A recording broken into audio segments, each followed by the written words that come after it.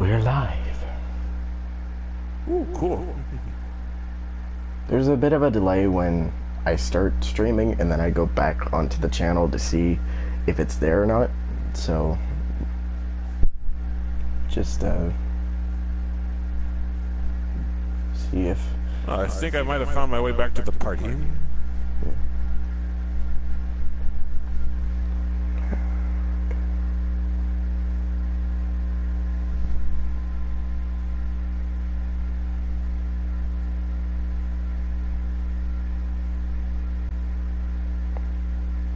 Yeah, I never go navigating around these different menus. I only use my PS4 for playing games, so I have no idea. I think I found my way to your stream, though.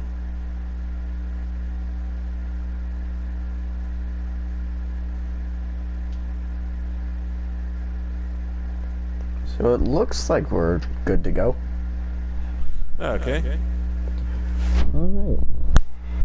I'm looking at a screen, and it says your name above it, and it said it was on YouTube. Yep.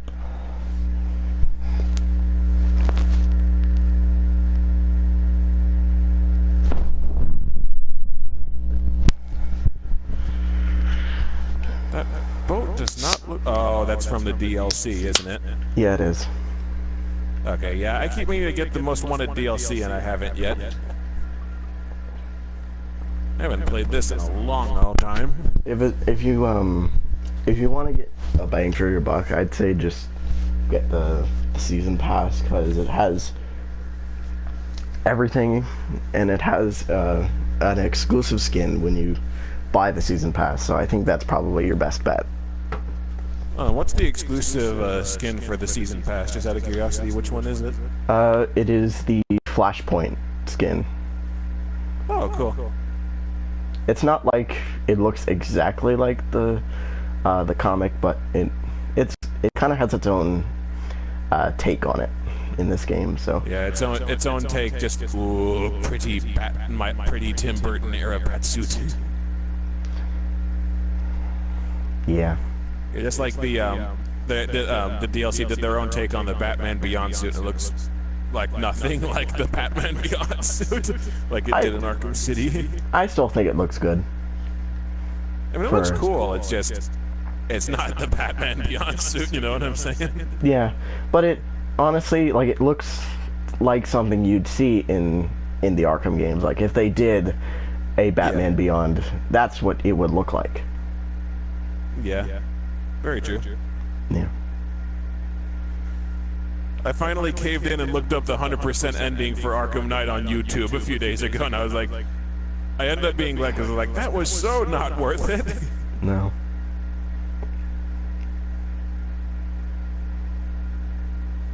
I beat the game 100% twice with all the content and stuff. I still haven't done all the challenge map with all the characters yet, but something to do for another day. Yeah, I did the main story mode 100% except for the Riddler challenges, and it took me a stupid amount of time to realize that basically every time a Riddler robot shows up near a switch, you're supposed to use the voice changer on it, but it's like, I just got sick of doing the Riddler challenges myself. Yeah. I started the New Game Plus mode. I don't remember why I stopped that. Probably just moving on to other review subjects and stuff. Yeah. Like, not as much time. Yeah, from what I played of the New Game Plus, I don't think it's really worth it to go back and play it again, because it's just, like, it gets harder near the end of the game, but I don't know. Yeah. Well, some parts of it aren't harder because it's been a while, but if it's like Arkham City, they give you all the gadgets back for the New Game Plus mode, for the entire story. Yeah. Because, like, Arkham City, when I had it on PC, I played it through both story modes 100%. When I had it on a Wii U, I played through both story modes. I didn't finish the New Game Plus mode until I was getting footage for a review of it, but, like, Arkham Origins, that one, I think I gave up around or I just quit. I don't know if I gave up or not. Around like the first Bane boss fight on New Game Plus. I remember I did. I actually own two versions of Arkham Origins. I have the Xbox 360 version, and I bought the Wii U version because when I first got my Wii U and I, got the eShop points and stuff like that, I spent some money on stuff, and I kind of regret this, but I bought the Black Mask challenge maps. So about maybe a year or so later, I was like, well, kind of buy the game again on buy Arkham Origins again, and kind of have a fresh playthrough, get used to the mechanics and stuff again, see if, and I spent most of my summer doing that, and then I 100%ed the game, all the challenge maps and stuff, even the Black Mask and, all that DLC and kind of stuff, and I actually enjoyed my playthrough through it. My playthrough on Arkham Origins, I quit on the New Game Plus mode. I was one Riddler trophy away from, not counting the challenge maps, because aside from the challenge maps, I was one trophy away from getting 100% completion on the main story mode, and I ran into a massive bug. In the sewers beneath the Gotham Police Department, there's like an elevator that takes you into and out of the sewers, and the elevator is the only way out of the sewers. Like, I somehow sent the elevator up and then jumped off of it, and now the elevator won't come back down and I can't get out of the sewers. So it's like, that file on Arkham Origins has been rendered permanently unplayable. Yeah. Eee, Batmobile! Yay!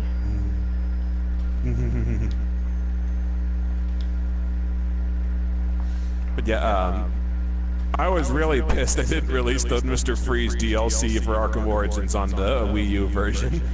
Like, I bought the Initiation DLC just because I caught a very brief glimpse that led me to believe it was kind of story-based, and then bought it without looking any further into it and kind of regret it. It's not.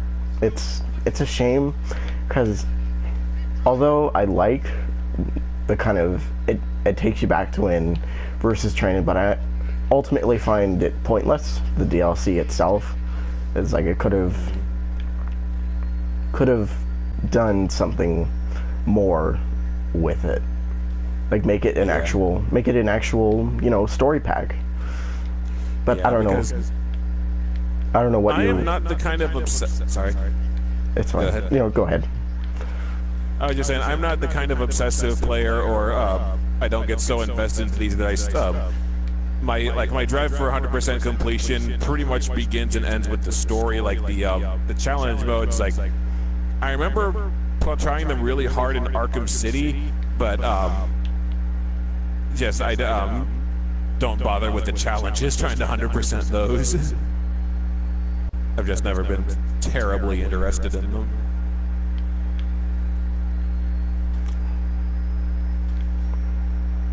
I try to 100% the Arkham games as much as I can, but certain games like Arkham City, like, it just, there's so much stuff you need to do. You gotta go play over, what was it, like 300 challenge maps?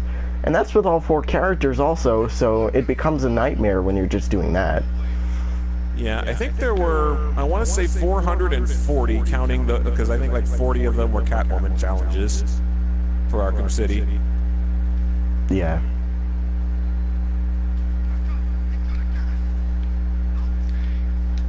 At least, like, if you're not doing it, the game is still fantastic without trying to go for that extra mile. Oh yeah, absolutely. It's like Arkham Knight is really the only one that bites you in the ass for not doing 100% completion. Yeah.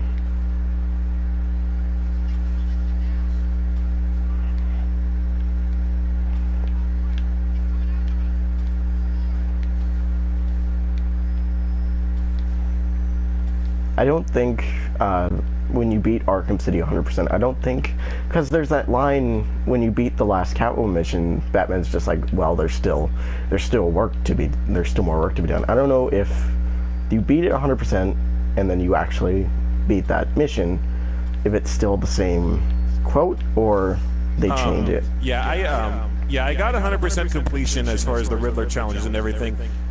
Nothing happens except when you pull up a new game. I mean, not when you pull up a new game. When you start a game, and instead of having like something for mission, it just has a picture of Batman and it says Arkham City site secured and ready for shutdown. Like, there's no prize aside from now having all of the audio logs for getting 100% completion. There's no special cutscene or anything. It's like the audio logs are the full extent of the reward for 100%ing Arkham City. Yeah. I used to listen to, like, when I used to play Arkham City when it came out, and I beat the game 100%, I used to listen to the audio logs because it kind of expands on things a little bit more, and it actually, some things makes a little bit more sense with the audio logs. Yeah, I don't have enough audio logs yet in Arkham Knight to know how good they are. They're not very good. I mean, characters, like, the only one I can really think of is Henry Adams. Like, they, in the audio logs, they, like, it's when him and Harley first meet, and they kind of plan out plan out that attack, so that's why Harley found out how to get in, and, you know, kind of everything about that place. But that's really the only one I can really think of off the top of my head. Yeah, I really like the Arkham Asylum ones just because of they were just kind of cool extras, and I thought they were interesting looks into the characters. Yeah. It's really in Arkham City that they kind of give away important plot points and drive home the Hugo Strange is responsible for everything, connections to everything in the plot. Yeah.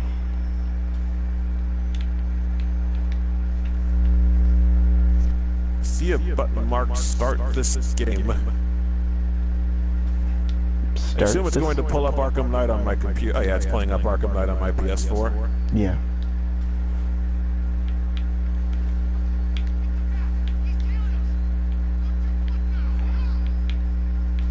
I'm going to check in to see if there is a free suit like you said there might be. Yeah, you can do that. Like, I was looking at the DLC suits and skins for the Batmobile on YouTube one time, and I saw the description on the Dawn of Justice Batmobile. Tell me, do you speed? You will. My favorite one, when you're picking the Michael Keaton suit, the quote under it is 89 Batman, and then it says "nice outfit" underneath it. Yeah, I think the Joker says that to him, if I'm not mistaken. Yeah.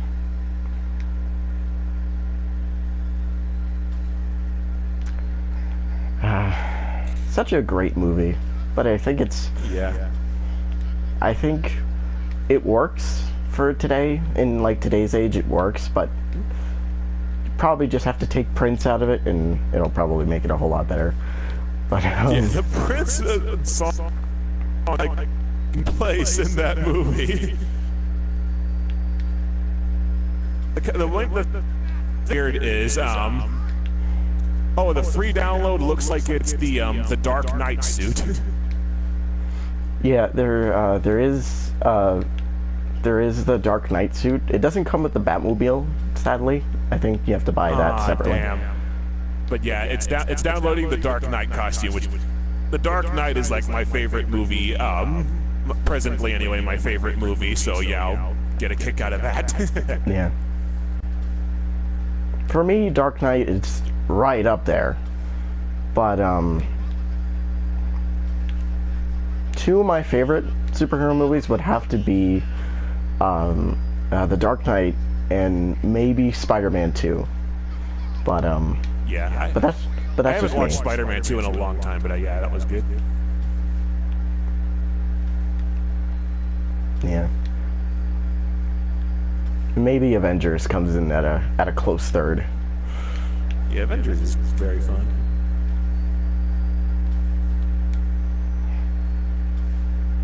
Okay, I'm browsing the downloadable content.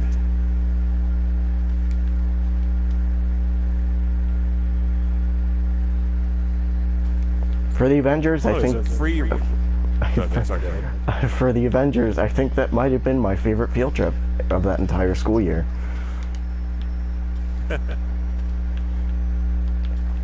Sweet. You went on a field trip to see the Avengers? Yeah, I was in junior high, and at the end of the year, they have these kind of big end of the year celebration things, and for the class I was in, they took us to a movie. It was either between that and I think it was another movie, but I saw the Avengers. This was on opening day too, so Wow. I couldn't wait to see it. You were saying? Nothing. No. It's like the free thing that we did with towards the end of the year, and I don't remember if it was free or not, but like I had an advanced placement physics class and then an advanced placement calculus class, and we went to a nearby Six Flags. And it's like we had to take a bunch of measurements and just do some. It was basically a homework that we had to do on the roller coasters and rides. That sounds fun. But there was I remember there were questions. There was a Superman tower ride that was basically it goes straight up and then goes in free fall and slows down, and you have to take like time measurements and calculate its free fall and deceleration and everything. And it was like I rode it. I had never ridden it before. I was too tall for the seats. It hurt the hell out of my shoulders, and I didn't get accurate time measurements anyway because you have no idea when it's going to start falling. And like my hand kind of reflexively pushed the timer's button a few too many times. Other people realized you can get the data by just looking at it from afar and get far more accurate readings off of it. So I was like, I wrote it for nothing.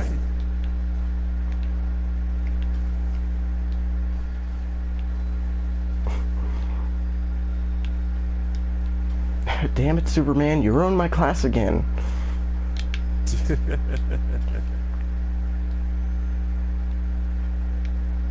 Riddler-themed Batmobile skin. It looks like Riddler just vandalized the whole thing. It pretty much is, and I don't use. Oh, okay. I don't use it too much. I'd use it for Riddler racetracks sometimes because I think it's kind of fitting for that sort of thing. But when you're using it out in the open Gotham, it's kind of funny when you're thinking about it. It's like, Riddler vandalized my car. I'm going to kick the crap out of him when I see him. Yeah, I think it would just. I guess it would make a. I just feel like it would hurt Batman's intimidation that he was that the Riddler just drew crap all over his car.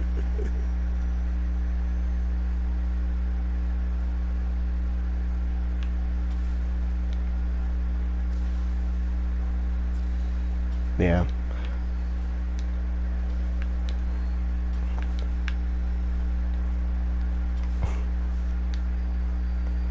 Yeah, I'm just looking at the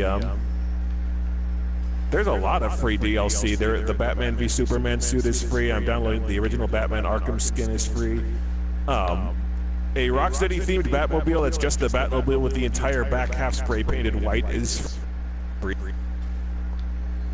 I'll come back for the most wanted stuff later. Yeah.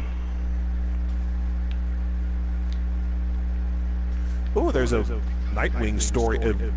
It says there's a Nightwing story pack called GCPD Lockdown. Do you have that one? Yeah, I do. Is it actual story content like the Batgirl thing, or is it just three challenge maps like the Red Hood and Harley ones? No, it's story, but the biggest problem with it is that it's way too short. You can beat it in, I think, about under 15 minutes or so. 15 minutes? The Batgirl one at least took me an hour. Yeah. Like crap. I might have to look that up in a Let's Play online and then think about it. Yeah. It's like, it's cool seeing Nightwing and actually playing as Nightwing in the daytime.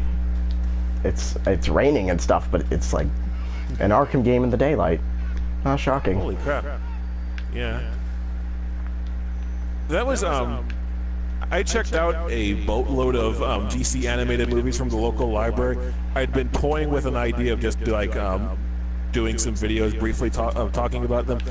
I checked out Batman vs. Robin, and it's like every scene that Nightwing's in that movie, he gets his ass handed to him. He's either getting his ass handed to him, or he's barely in the movie at all. Yeah. It's like, Son of Batman, he shows up for pretty much no reason at all. And, like, he gets the crap beaten out of him, but he takes down Damian, and he, like, brags later in the movie about how he won that fight. But then they show, like, some stills during the credits, almost like that, their fight scene got cut from the movie, and basically the credits show he only won because he landed a lucky shot. Yeah. I was like, that's it. I forgot about the stills at the end of the movie. I don't normally watch the credits for movies too much, unless it's like a Marvel movie. I'll kind of just breeze past it to get that hidden ending. But well, the thing was, I watched Justice League War and I hated it, and I found out after I'd already returned it that there was a scene in the credits. So when I watched Son of Batman, I stayed all the way through the credits, and there was no post-credits scene. So it's like, do you want me to watch through the end of your damn movies or not? I saw the end credit moment in Justice League War, and it's just set up for Throne of Atlantis, pretty much. Yeah, that's what I heard, but it's still, you feel, even if it's nothing, you still feel like you're missing it. Yeah. Like, I remember Kick-Ass 2, I did the same thing. I rented it from the library, took it back, and then found out afterwards, and I was like, son of a bitch!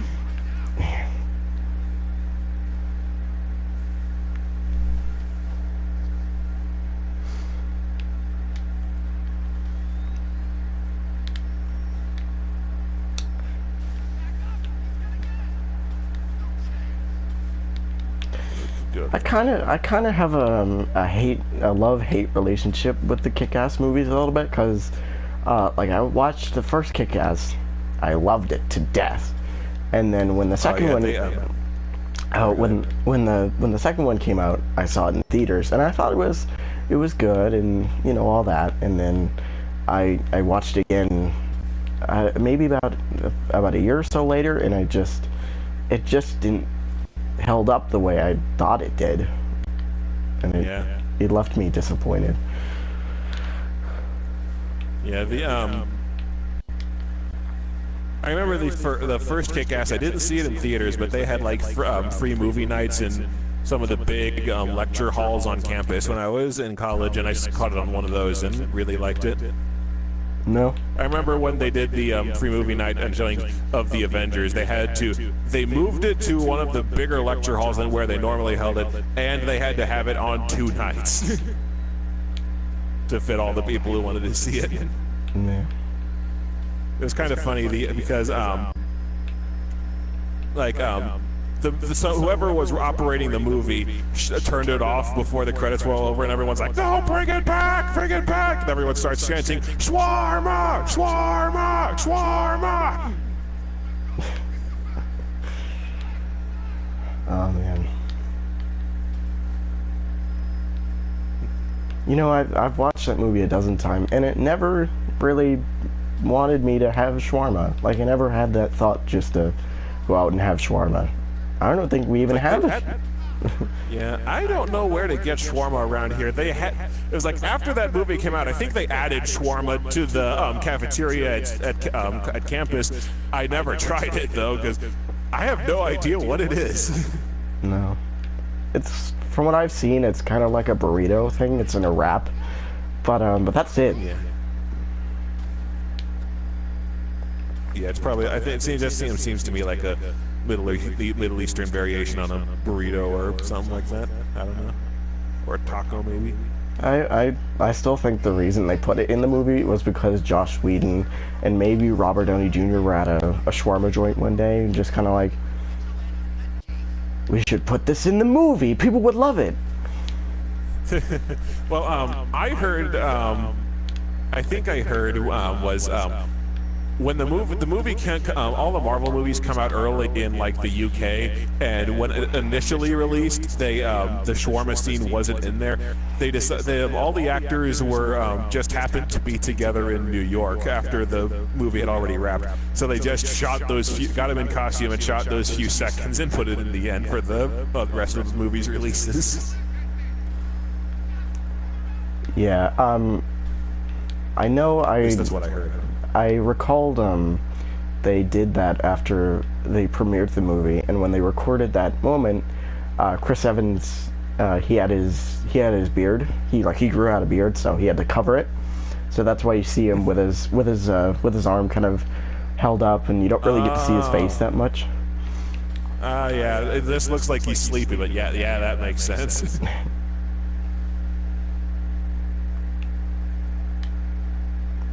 The description for the Dark Knight suit is he's not wearing hockey pads.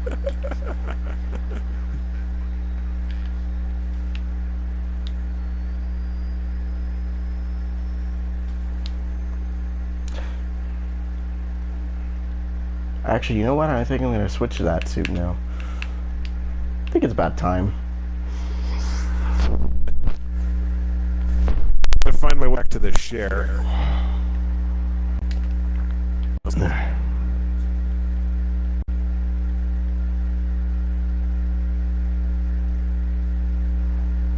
I love the description for the Tumblr.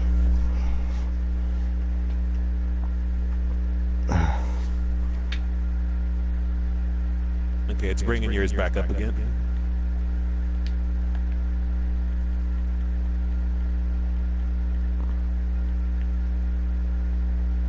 '2008 Tumblr Batmobile comes in black.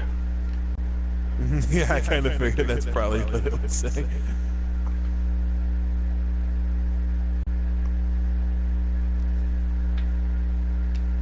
You know what?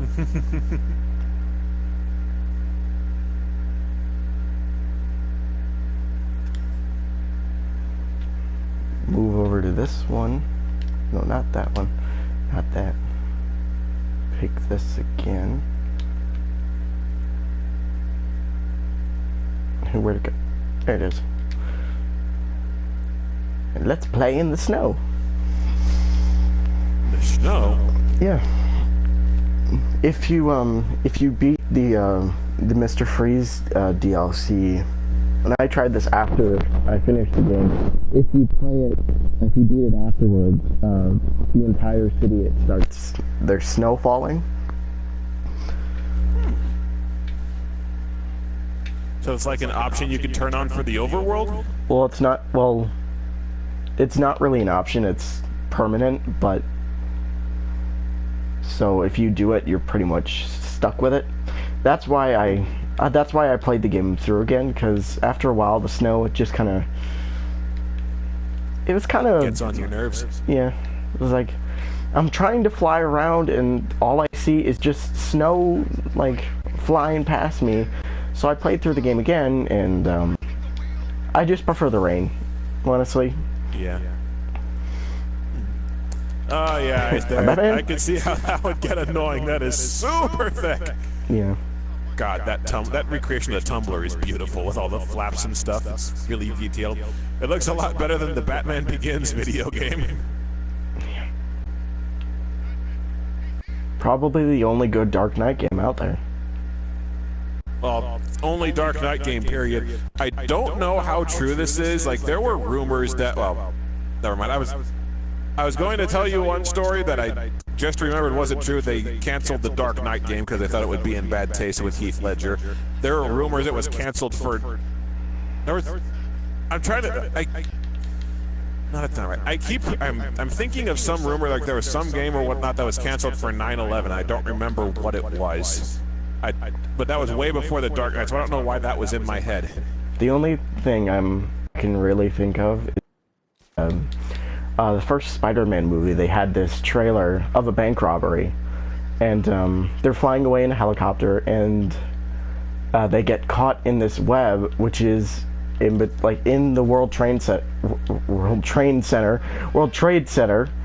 and you see the web, they're in it, and then it cuts to Spider-Man's eye, and he just kind of swings away. I remember that. That was a nice shot. It's very unfortunate they had to cut that. There was also a poster they cut too, but that also had it in his eye, the glass eye thing, but I mean, when I first saw the poster for that, I didn't notice it at all. Like, and then it didn't dawn on me for that until I was in, I think, 7th grade, I found out.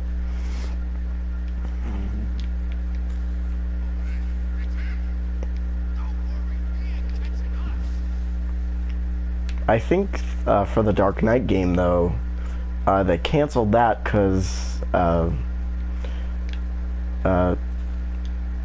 it like with any movie license game, you want it to come out around the time of the movie, and I don't think they were finished, like they were halfway done when the movie came out, so yeah, it's something like that. But well, it's like would you rather scrap all the hard work that's gone into making the game already, all the resources that have been sunk into it, or just release it when it's done? Yeah. Especially with how much of a smash hit The Dark Knight turned out to be, you'd think they would be okay with just releasing it later.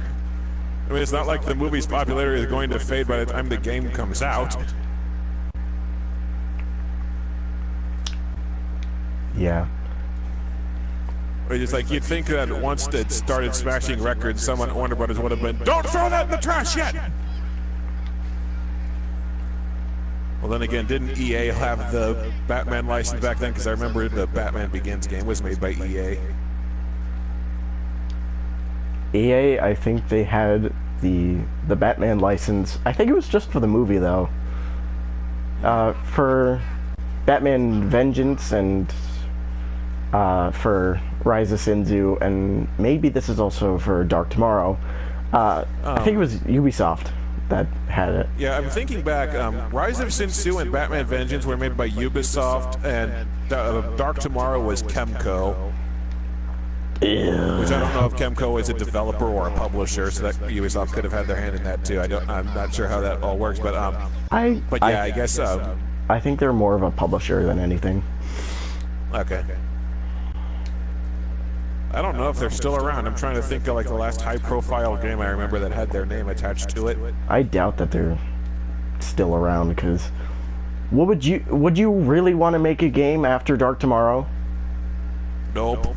No. Titus should have gone that route and just closed down after Superman 64, but no, they squeezed out a few more turns before they decided it was probably time to quit. You know, fun fact, I actually own Dark Tomorrow because of you. Oh, cool. I was at and there's a local, where I live, there's a local game shop for used games and all that kind of stuff. And I saw on the shelf they had Dark Tomorrow for the GameCube for, I think it was about $5.99 or so. So I was like, well... Oh, wow, good deal. I paid $10 for mine, I think. So I bought it, and I was like, let's see how terrible this is actually, how really terrible this is. And I quit at the Black Mask boss fight, because I was like, well, fuck this game. Yeah, I think you came out on top there, giving up at the first boss. I remember I was doing a Let's Play on that, and I just stopped. I completely forgot about it until just now. I showed my friend, who I actually did a couple streams with, I showed him Dark Tomorrow, like when he came over one night, and it was just me and him trying to get through the part when you're on the rooftops and you have to get to the bat signal.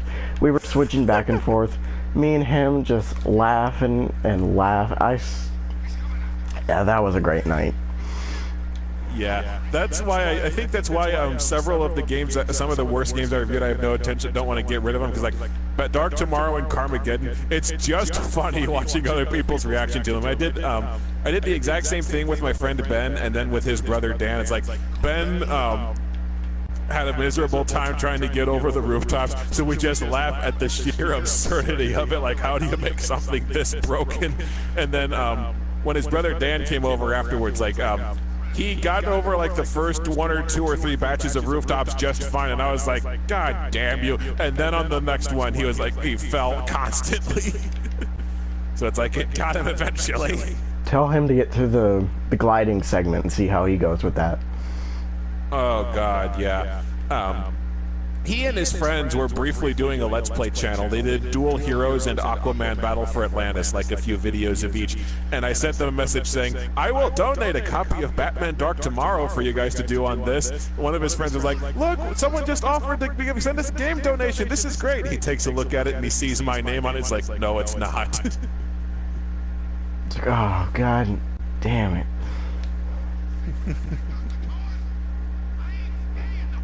You know what you should have done? You should have been like, I'll give you a free Batman game. So it was like, oh, wow, what game? Oh. I'll give you a free Batman game. I won't tell you what the name of it is, but I can tell you it involves going to Arkham Asylum and freeing doctors and fighting Killer Croc at some point. Is it Arkham Asylum? Yeah, check it out. Oh, it's Dark Tomorrow. It's not technically untrue. Yeah.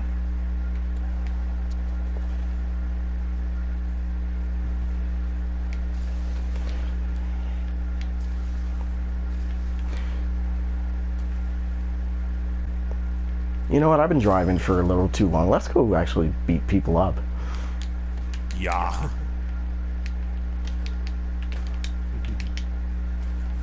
Although it would be, Batman would have a much easier go of it with his car that somehow doesn't kill people when it smashes into them. Just drive over the entire city, electroshocking everyone. Yeah, it would be a more efficient means of, So yeah, you can't kill people. It's like, you're Batman. Yeah.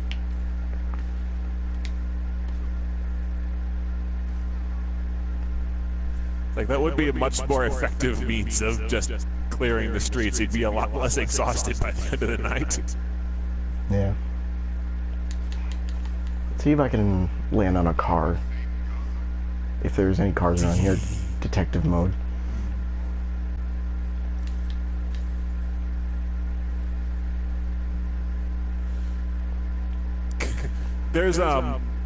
There were 2 Batman movie serials during, like, one in 1941 and 1949. It's like oh, I know what you're talking about. Bought the first one and found the second one at the library. The Batman costume is so ridiculously cheap in it. It's like the ears flop everywhere. They go diagonally instead of vertically. Oh, that is awesome. I think the 2 things you probably remember most about those serials is the costumes and the kind of racial stuff that they put in the movie. Yeah, well, the first one came out while we were still fighting the Japanese in World War II, so it's like that was kind of contractually obligated to have some racist stuff in it. I only just started the second one, so I haven't found any racist stuff in it quite yet anyway. I don't think there's too much in the second one, because I know the villain, they changed the villain for that one. It's called, I believe it's the Wizard. Yeah, it's the Wizard. Yeah, he's just a scientist. Like, his cloak looks kind of weird and almost looks like a color-inverted KKK uniform. Just, I don't know, it just struck me that way. But it's like, yeah, other than that, he doesn't seem to have, there hasn't been any racial awkwardness yet. No racial slurs or anything. Although he got his own movie. He got his own movie in the 80s. No pure and heroic Batman yelling at someone, a Jap! Yeah. Well, at least he got his own movie in the 80s. Yeah.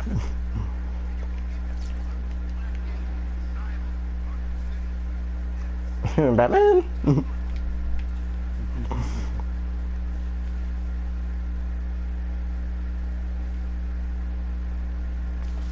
Did you see about the Arkham remasters that they're doing?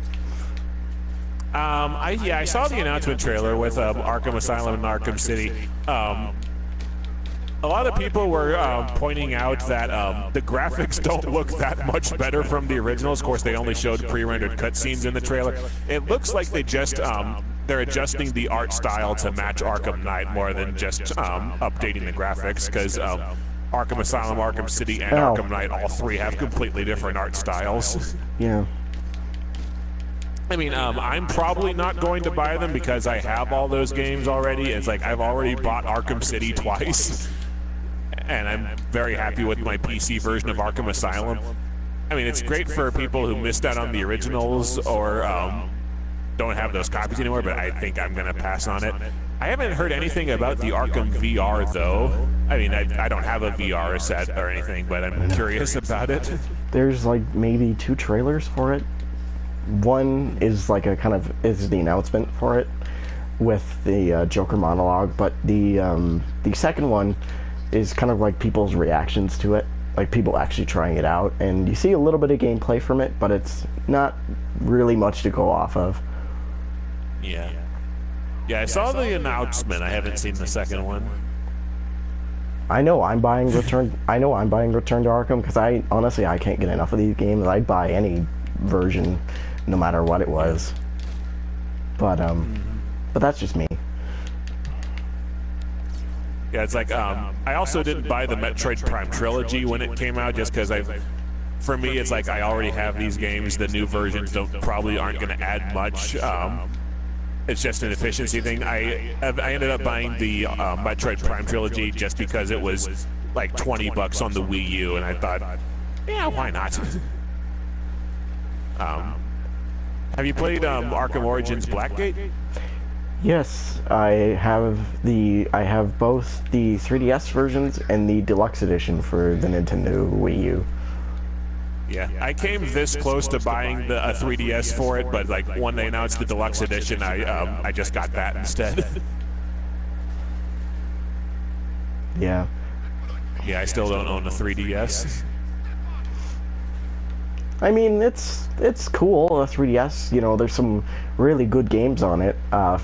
The Zelda remakes and Smash 4 3DS is good too. I haven't seen like what all the stages for Super Smash Brothers that are on the 3DS version are. I'm kind of more curious about that because I've got it on the Wii U and I love it. I've got all the DLC except for the Mii Fighter skins.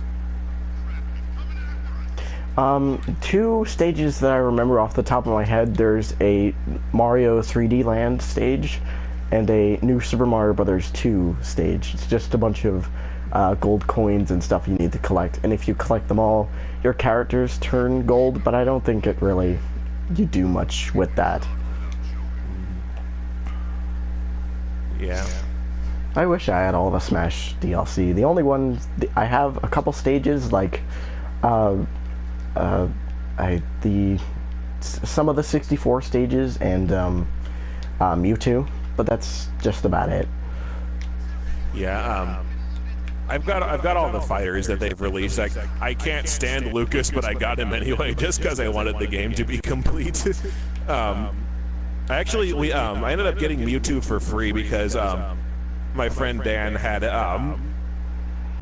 Smash Brothers on the 3DS, so we just connected. You got Mewtwo for free if you had the Wii U version and the 3DS version. We just registered both of them on one account and got Mewtwo for free on both of them. But Bayonetta, the most recent DLC character, and I think I heard the last one they're releasing, is one of my favorite characters. I think mainly I just use her a lot because I like her games. Yeah. Yeah, I think they stopped doing the Smash DLC. Yeah. Which is a shame because I want to see Crystal in one of those games from Star Fox Adventures. Like, fighting with the staff would be really freaking cool. I want to see King K. Rool make it into Smash Brothers. Oh, yeah, I think he would do good. Yeah. Yeah, well, not only would he be cool and a different character, he'd add some more Donkey Kong characters. Because I am nothing against the franchise, I'm sure it's great. I am tired of Japanese-only Fire Emblem characters I've never heard of getting added to that game. Not just like Fire Emblem, we need more characters that don't have swords or anything like that. Count how many, when you play Smash Brothers for the next time, count how many characters have swords and you will be just kind of like, well, there's more potential there. Yeah. Or like, how Kid Icarus, there are more characters in Smash Brothers than actual games in the series. Yeah. I mean, did we really need Dark Pit for crying out loud? It's like Ben and I both just utterly despise Pit because we don't like his game, Kid Icarus on the NES very much. But he's purposely trying to get good with Pit because he has he's very fast, and his brother uses characters with very annoying counters and stuff. You need to play Kid Icarus Uprising. Yeah, well, no 3DS to play it on. No, sadly. Yep. If that rumor for the NX is true of playing not only just Wii U games and NX games, but also 3DS games, you know.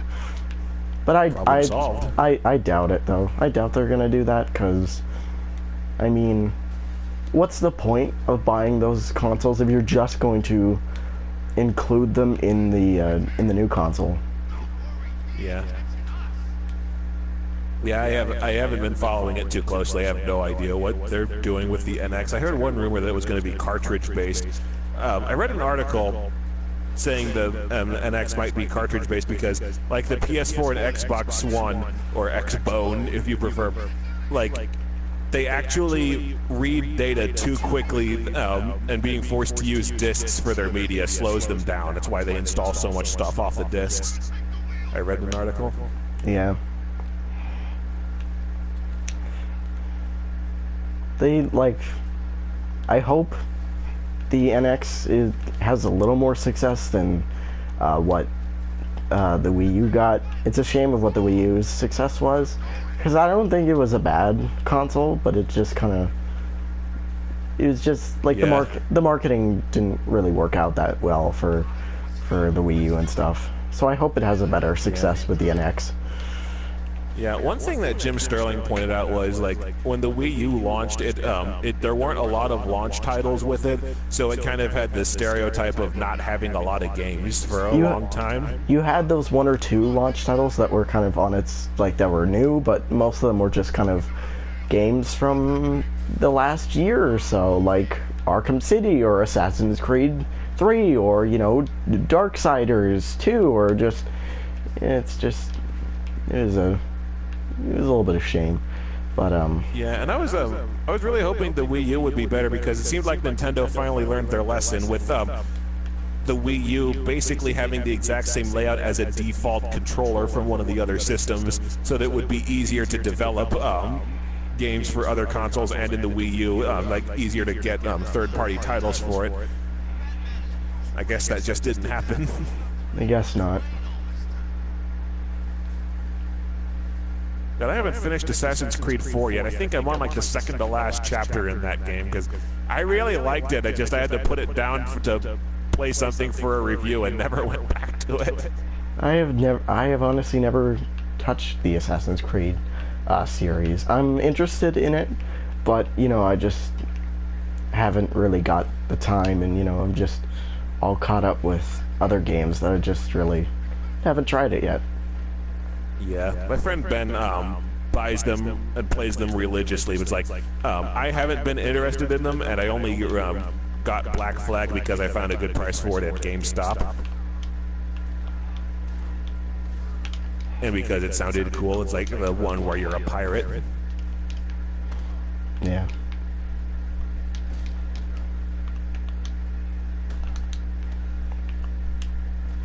Which, yeah, Black Flag is a good game, but it's not the kind of thing I need to buy 12 times by getting the other games in the series. I heard Black Flag was good, but like, if I'm gonna start with the Assassin's Creed series, I'd rather start from the beginning.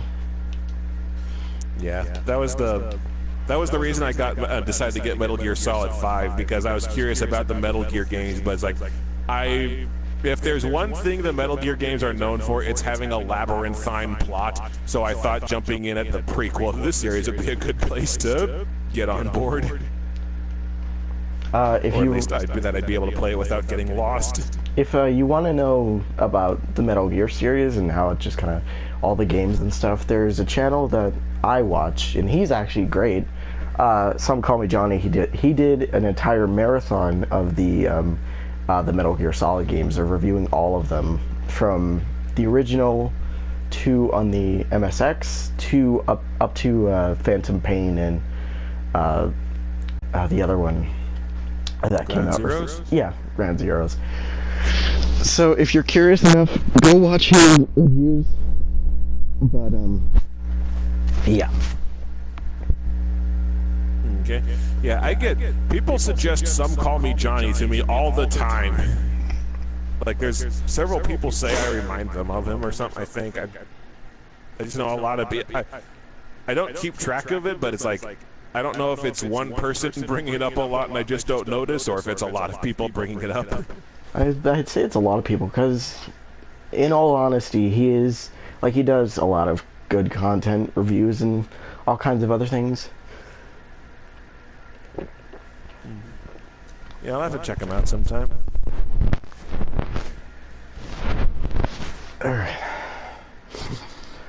Alright. Now I gotta pick who I want to be next. Or what costume I want to be next.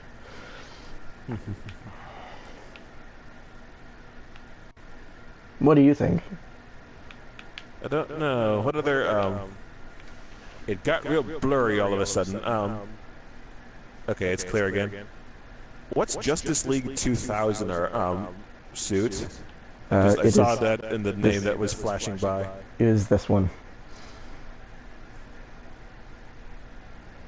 Well, that's the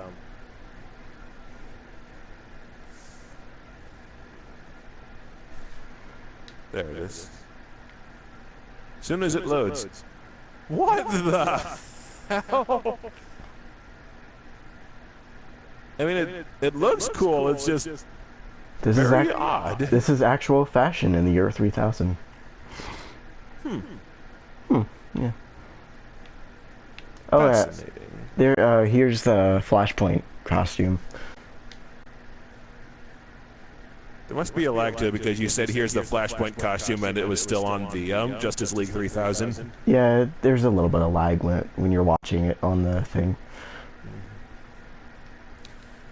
Yeah, Flashpoint was one of the movies I got at the library too. That looks pretty cool, but I just don't know if it's worth the season pass, because like the challenge, I'm not too into the challenge maps, and depending on how the Nightwing thing looks, I don't know if I'll be into that either. But it's like it's probably just the most wanted, and maybe the Michael Keaton suit I'll end up getting. Well, the thing about if you buy the season pass, all of it doesn't download automatically. You can pick what you want to have, and if you want to just kind of keep the other things, you don't need to. But yeah, but at the same time you pay for it, you might as well at least download it. Yeah. If you're not gonna get much, just probably buy the just the packs separately. They don't really cost too much, so you're good. Yeah, it was like $2 here, $1 there, because like Yeah, the Michael Keaton suit and the most wanted expansions are probably the only the ones I'm most interested in. Yeah. Here's 1939 or 30, whatever year that was. I can't read it. Style. 1939 style. Dang. He looks like this game's Batman if he stripped down all the armor and just, well, what do the people look like in 1939? That. They wore purple gloves.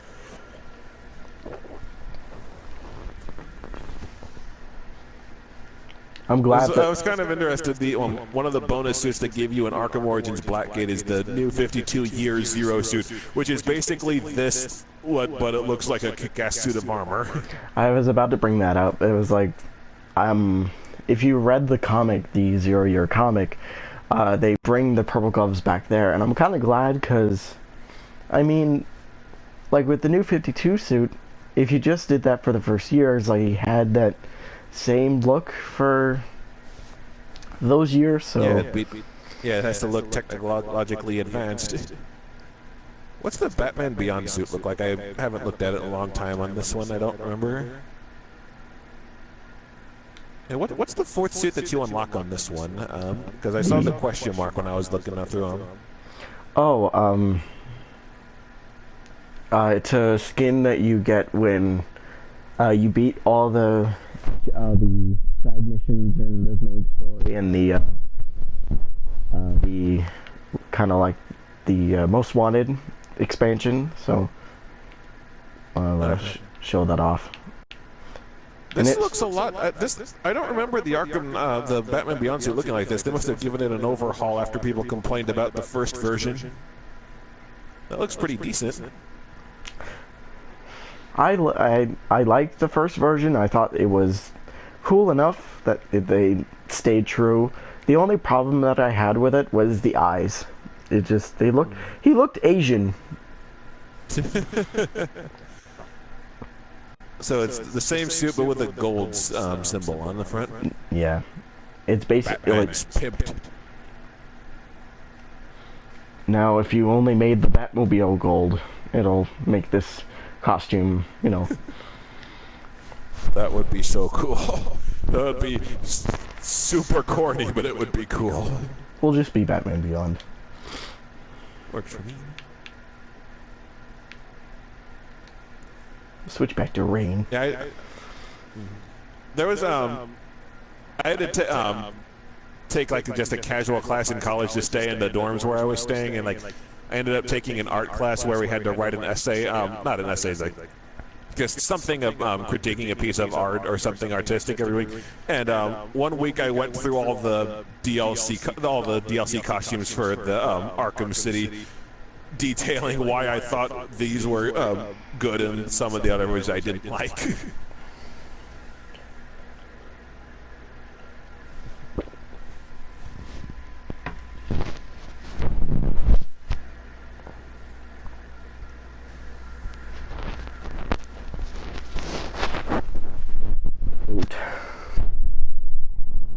Oh, it's bringing up the ship on this file because you're ignoring the Mr. Freeze mission on purpose. Yeah, I like to keep the rain. Yeah, that snow, I could see how that would be super irritating. It's too thick. It's too thick when you're flying around. Yeah, they should put an option to turn it off or something.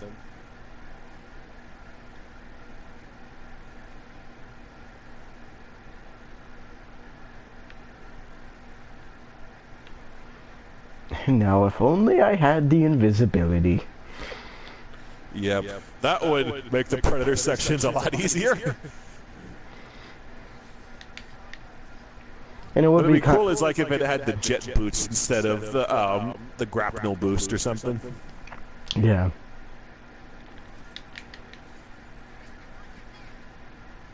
And you also need the flying Batmobile to go with it. Yeah. But how would you do that in this game, right? Like, I don't know. You would adjust the mechanics or something. For this costume, I drive around in the '60s Batmobile tank that you got when you bought the game, like bought the game new. So.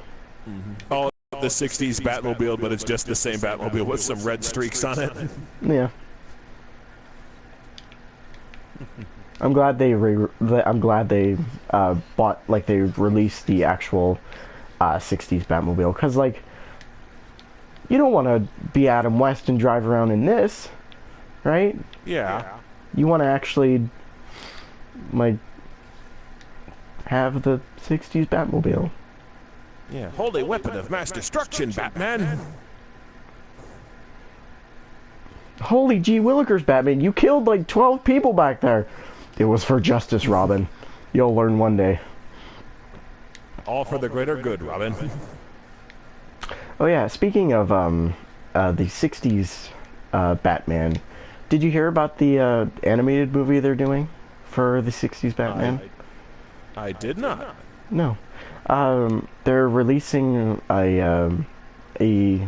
I think it's maybe the 50th anniversary of the TV show, and they're doing a animated film in October to kind of go along with it. It looks cool. I want to watch it. There's a trailer up on YouTube. Pretty much everything that their animated division does is cool, unless it has the words "killing joke" fixed to it, from what I hear.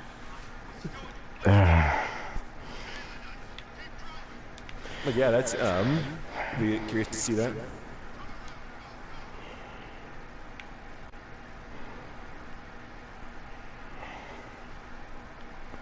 Man, the killing. Sorry, go ahead. The killing joke, man. How could you go wrong with that? Like, what happened during the making of it? I don't know. It's like, I don't know who it is behind the scenes, if it was Alan Burnett or something like that, but someone in DC's animation department has been obsessed with getting Batman and Batgirl together for a long time. They make a joke about, they reference it in Batman Beyond, like when they're both so old it doesn't skeeve you out. They allude to it extremely strongly when Batgirl is still in college in the Batman Mystery of the Batwoman. And it feels like someone said, "We've got an R rating, let's go for it." I don't know what went on behind the scenes there. But like, I blame Bruce Timm. Yeah, he's another one of the ones that's been involved in a whole lot of stuff. I don't know who it was, but hopefully they've gotten it out of their system now. Yeah. I actually met Bruce. I actually met Bruce Timm at a convention near my hometown a couple of years ago, and he was actually a nice guy. And he drew a picture of Batman with like a kind of mugshot kind of thing of Batman, and you know, I have it up on my wall, nice and proud. Cool. Yeah, I've never gone to a convention.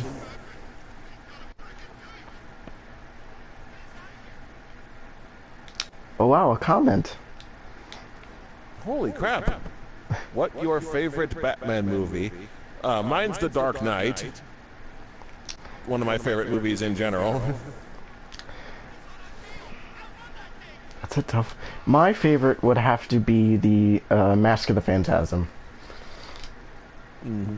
It still holds up today, and I always get a kick out of watching it.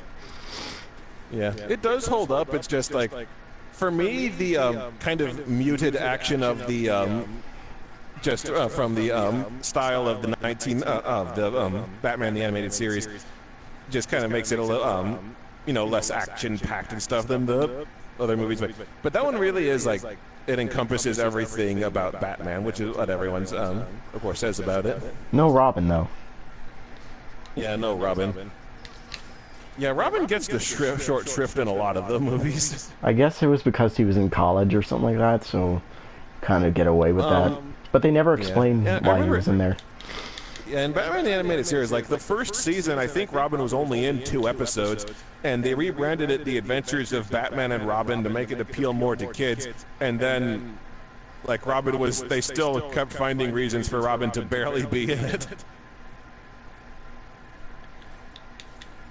Like it wasn't until they replaced him with Tim Drake in season 4 that Robin like was in most or a lot of the episodes. The only reason that they rebranded it was to cater to more kids and kind of stuff. Yeah.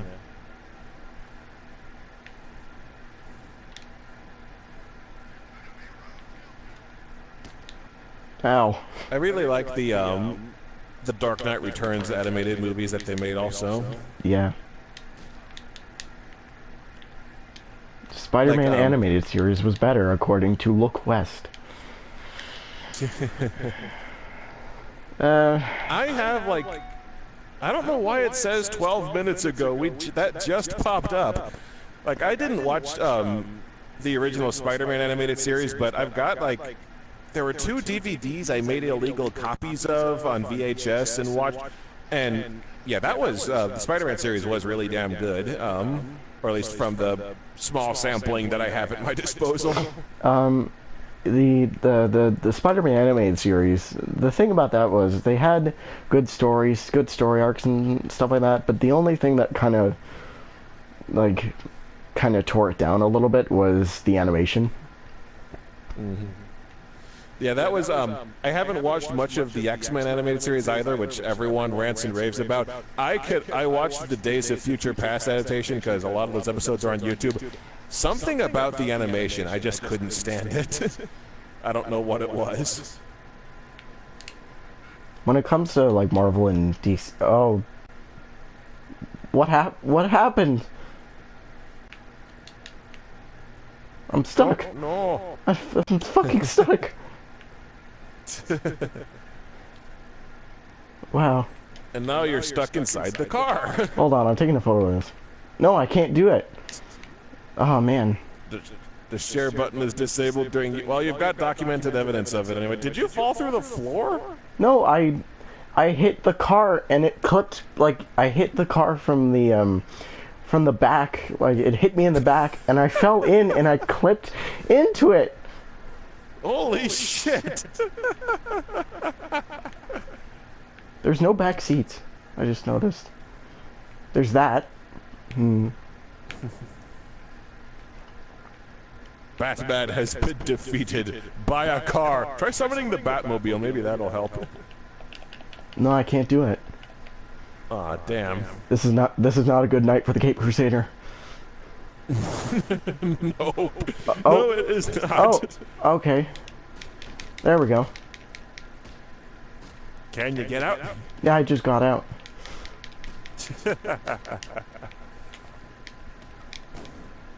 Everyone's standing around going like, I killed Batman!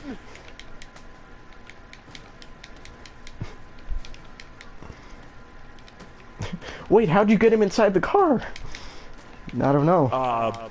That is of no importance. There's not even a hole in the car. That is impressive. Just clipped into it. Wow. He must have that technology that Peak used in the Batman Beyond animated series. He took it and incorporated it as a stealth tool. Yeah. Yeah. I've never had a glitch like that happen to me ever before. Nothing game breaking ever happened to me before. Yeah. Like when I had been playing Arkham Knight for a long time. I was still new to my PS4, so I wasn't used to just being able to basically pause the game and come back to it when you shut the console off. I had a glitch where like most of the sound effects turned off. Or got screwed up and distorted somehow. I don't remember the details anymore. It was like I had been playing it for a long time and just hadn't turned it all the way off because of how the PS4 works. Yeah.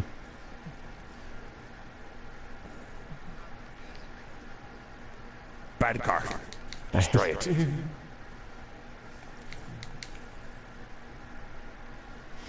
Yo.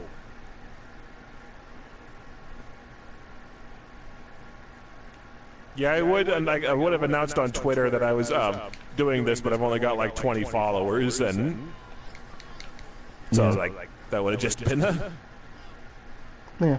would not have accomplished anything. No.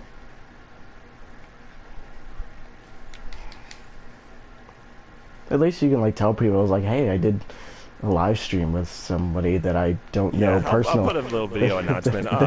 That I don't know. Where to find it. I did a live stream with someone I have no interaction with. Yes, I watched him play Batman Arkham Knight with all the pretty DLC skins I do not have. Whee!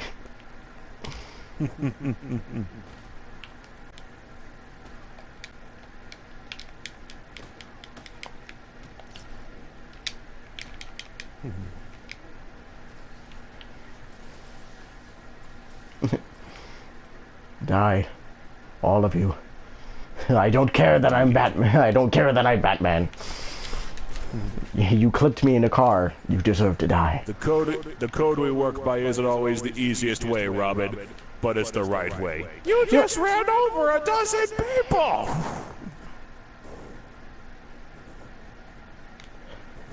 There's a comic, an old comic that I'm thinking of.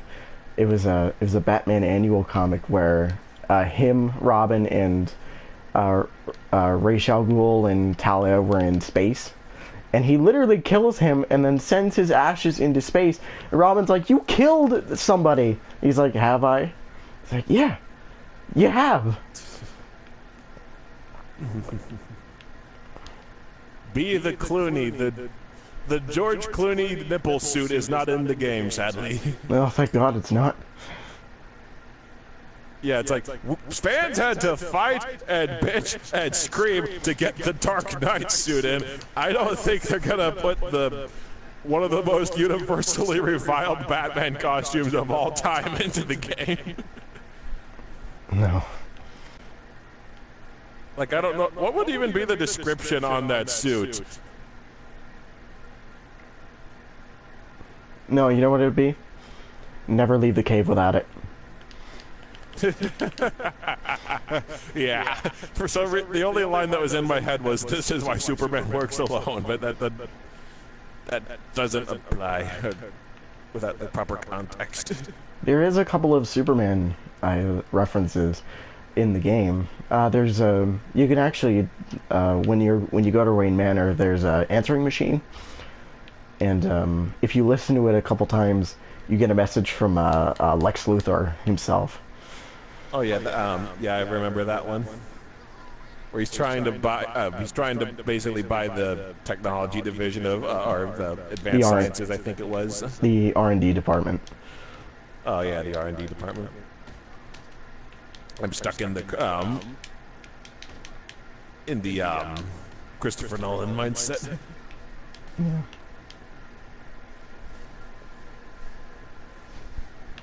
I wonder if that offer is still going to stand after the events of the game when everyone finds out he's Batman.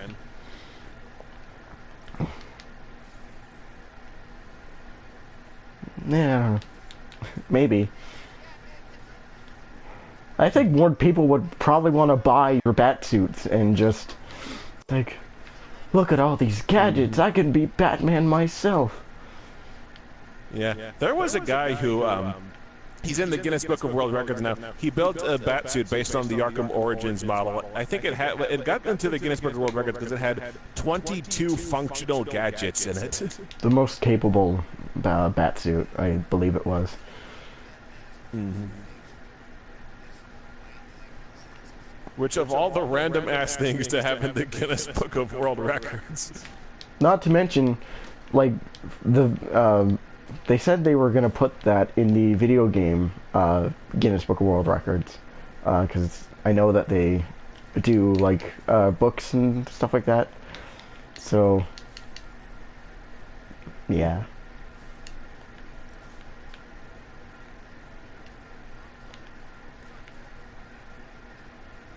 It was just kind of weird because like they showed him on TV and he takes the mask off and he's like missing most of his teeth.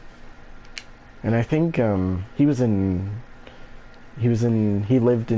the United Kingdom, I believe, but I'm not too sure on that. I don't remember.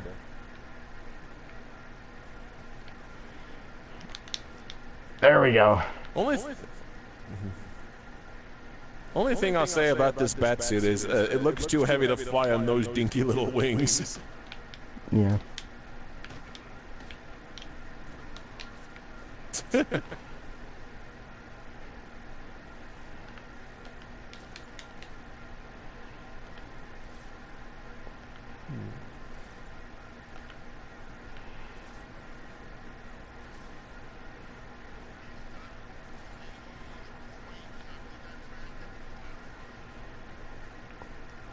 Spider Bat does whatever a spider bat does.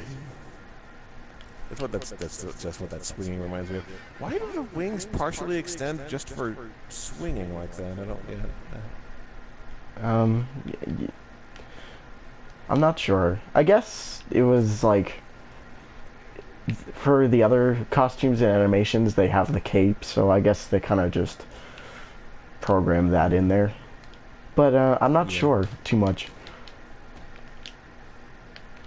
Look West, I guess another person from the Kanye West family, is asking if you could do some Predator challenges. Sure.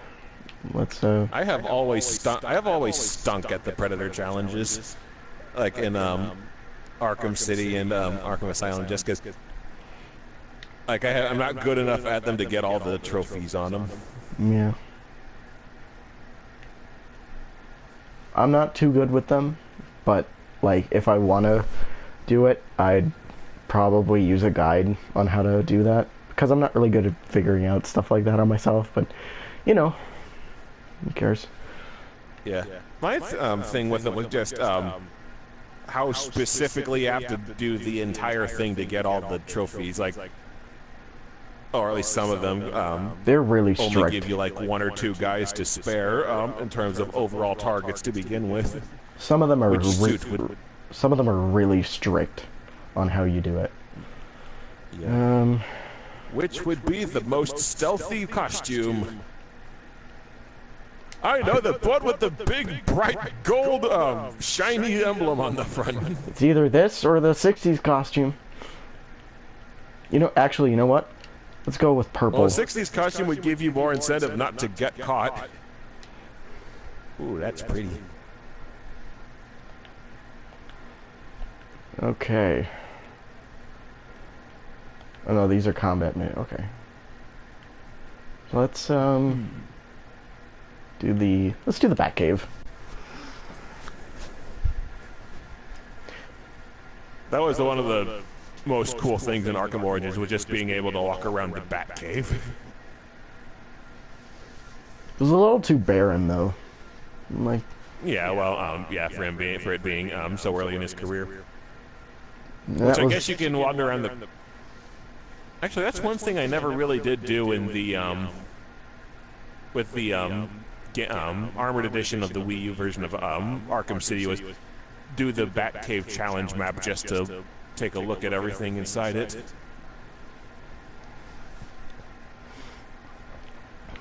I've done it, and like, there's not really much in here. Like there's the dinosaur in here. I don't think there's the giant penny, but I might be mistaken. But there's also the Batmobile down here. Oh no! Oh no! Oh no! Oh no! Oh no! Bright blue gave you away? Maybe. Batman. Like the reflex or whatever you want to call it, where you get spotted and then it zooms, stops to show you the guy who hit you. It's very convenient, but it almost makes some of these too easy. Or at least I thought so in the whenever I get caught, it breaks my immersion. Because when like I'm doing something and then it cuts to somebody looking at me, it's like, well, I'm out of my comfort zone. Like I'm out of my groove. Yeah. Yeah. Well, you can turn it off, but can you? I can make it. I don't really want to.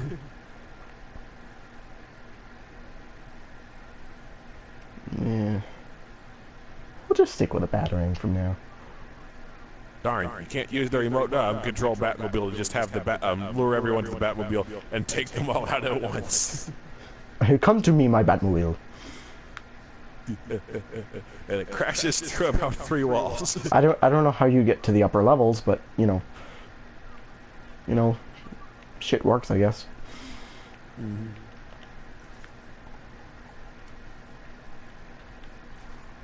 It'll be like Creepy Watson in whatever Sherlock Holmes game it was. Yeah. I remember a YouTube video of Creepy Watson's Return. There was some Sherlock Holmes game that you played in the first person, and Watson didn't have any AI. He was just programmed to appear somewhere behind you if you, when you weren't looking. So it's like you'd turn away and he'd just materialize next time you turned around. So it looked like, and he was always staring right at you like he was stalking you. Yeah.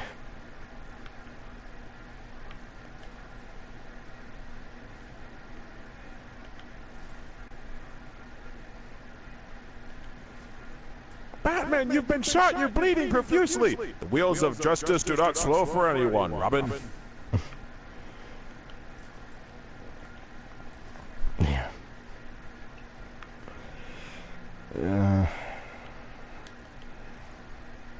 Ooh, Batplane.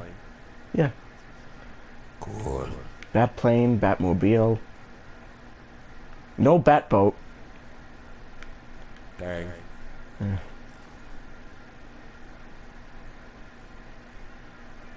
So we don't get any Batman-themed submarine simulator?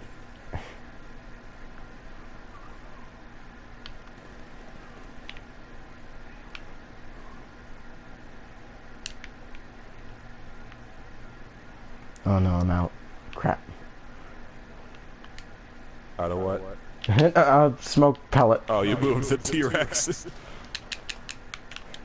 Batman?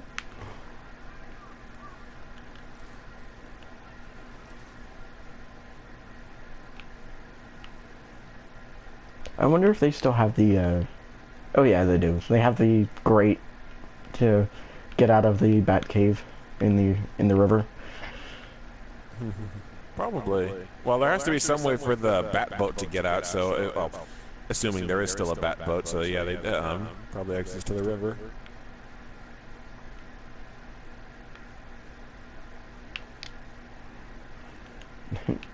Damn it. Why did I do that?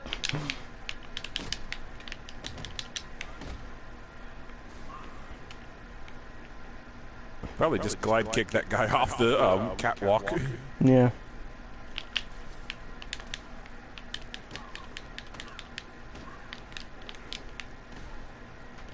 I didn't pay any attention to what the challenges were, or did they just go by time now? There are challenges, but you're also timed, so Yeah. it's a matter of doing the challenges and doing them fast. So for the challenges is take out an enemy after hurting them with a reverse batarang, take out an enemy which, when he realizes his gun has been disrupted, startle an enemy by hitting another enemy with the remote electrical charge. Aside from waiting for the damn reverse batarang to charge up, that doesn't sound too bad. I think these are the same challenges from Arkham City, from the challenge map there. Yeah, I couldn't tell you. Alright. Let's do a combat map. Maybe.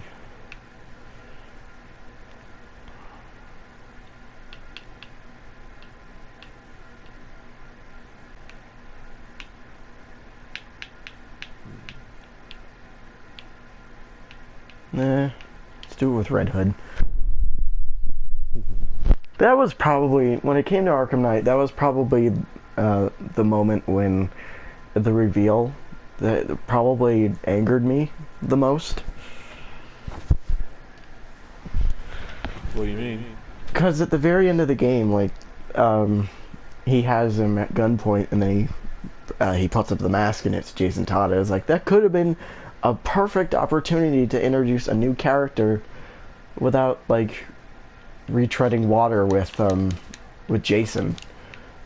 Yeah, because for all the hoopla that they gave about was the Arkham Knight being a completely new and original character, all they really did was reskin the Red Hood, and they weren't even particularly subtle about it. Like, when I was started playing Arkham Knight, like, they mentioned anarchy. I went through, one of the first things I did was, when I took Poison Ivy to GCPD, I went through the evidence lockup and just kind of nerded out going over everything in there. And I thought it might have been anarchy, because they said that no one knows what happened to anarchy after the Arkham Origins.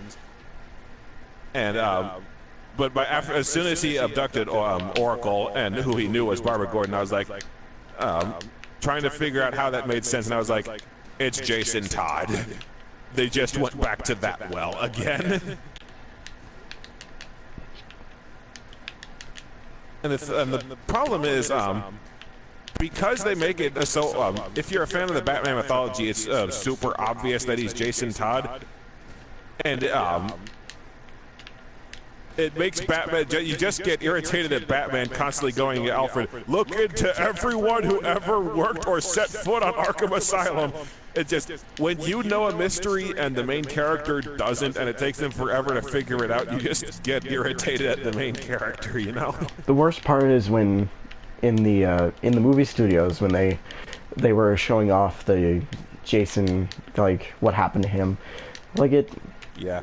You're pretty much telling everybody who it is. Like, yeah, it's like that was when it really sealed that he was Jason.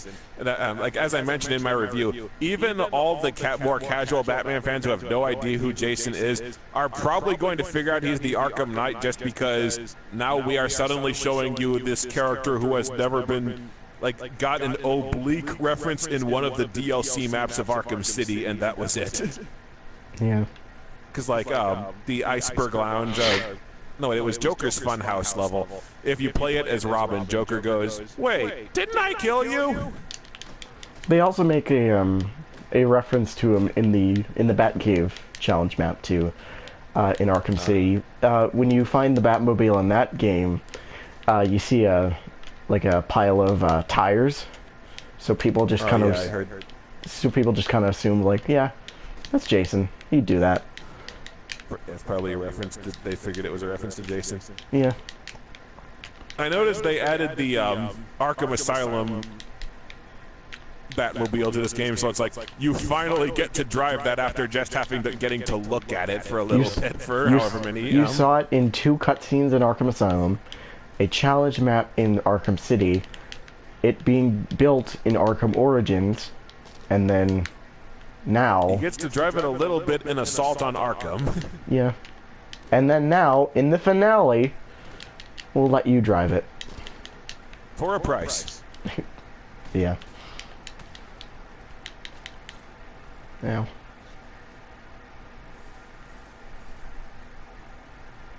Yeah, you're doing basically what I ended up doing during the last Azrael challenges for his side quest, just throw one punch, dodge roll, throw one punch, dodge roll. I think I ended up doing that with a lot of the special enemies, too.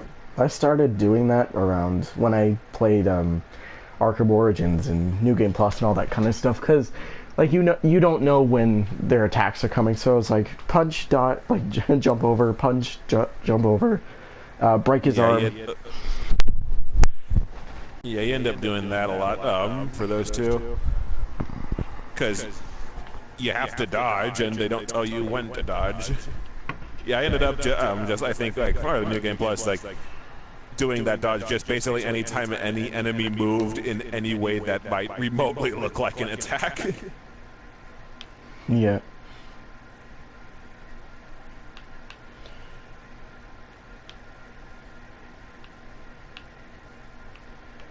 Okay.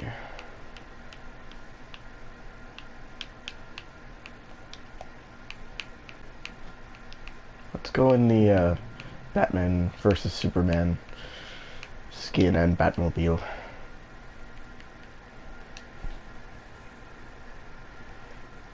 I saw a mod, I think it was probably for the PC version, where someone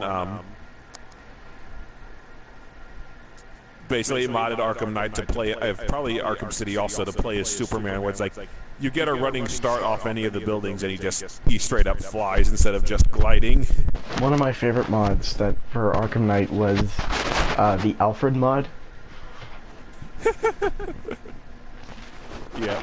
There's a video on I think I've seen that. There's a video on YouTube from I can't remember who made it, but it's pretty much showing off the mod, and like it's funny watching Alfred just kick the crap out of everyone on the streets. It's like I made an offhanded joke in my air control video. Like, an airplane game where you play as a flight attendant is like a Batman game where you play as Alfred. And several people wrote in going like, I would totally play a Batman game where you got to play as Alfred. Alfred Simulator? I called it, I think the comment I put in was Batman Alfred Knight. It's like, they added Alfred in Lego Batman. I think he was in 1. I remember in Lego Batman 1, because I haven't used him in 2, he like carries a serving tray everywhere. Like, I don't think he fights with it, but like he does fights, punches and stuff while still holding the tray level off to the side. I have Lego Batman 1, and I've played as Alfred. He does fight with the tray, and he also uses it as kind of like a batarang. He throws it like Captain America's shield. America! And I think in Lego Batman 3, he does, like, if there's fire on the ground or something like that, he'll use it as kind of like a shield, almost. So, yeah, he's pretty much Captain America. That is cool. Now I want to see, like, in Batman vs. Robin, he picks up a shotgun. Now I want to see him, like, fighting the Talons by throwing the serving tray like Captain America's shield, using it to deflect knives and stuff. That would be awesome. Just doing it in Civil War, like, when in the end when they're fighting Iron Man and they pass the shield back and forth, just beating the crap out of him. That'd be funny. Yeah. Someone needs to Photoshop that scene so that it's Alfred throwing the shield and stuff. It would be Alfred, and who else would be in there? Could just make it Alfred and Batman or something. Or Alfred and Alfred just beating Batman. Yeah. Just cut out the middleman. Yeah.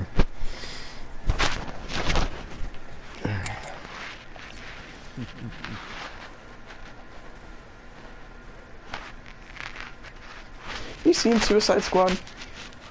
Yeah, I saw it twice. Saw it opening weekend and then saw it with my girlfriend for our first date. Ah. Ooh, the top opens up. Telling me your little secrets, eh?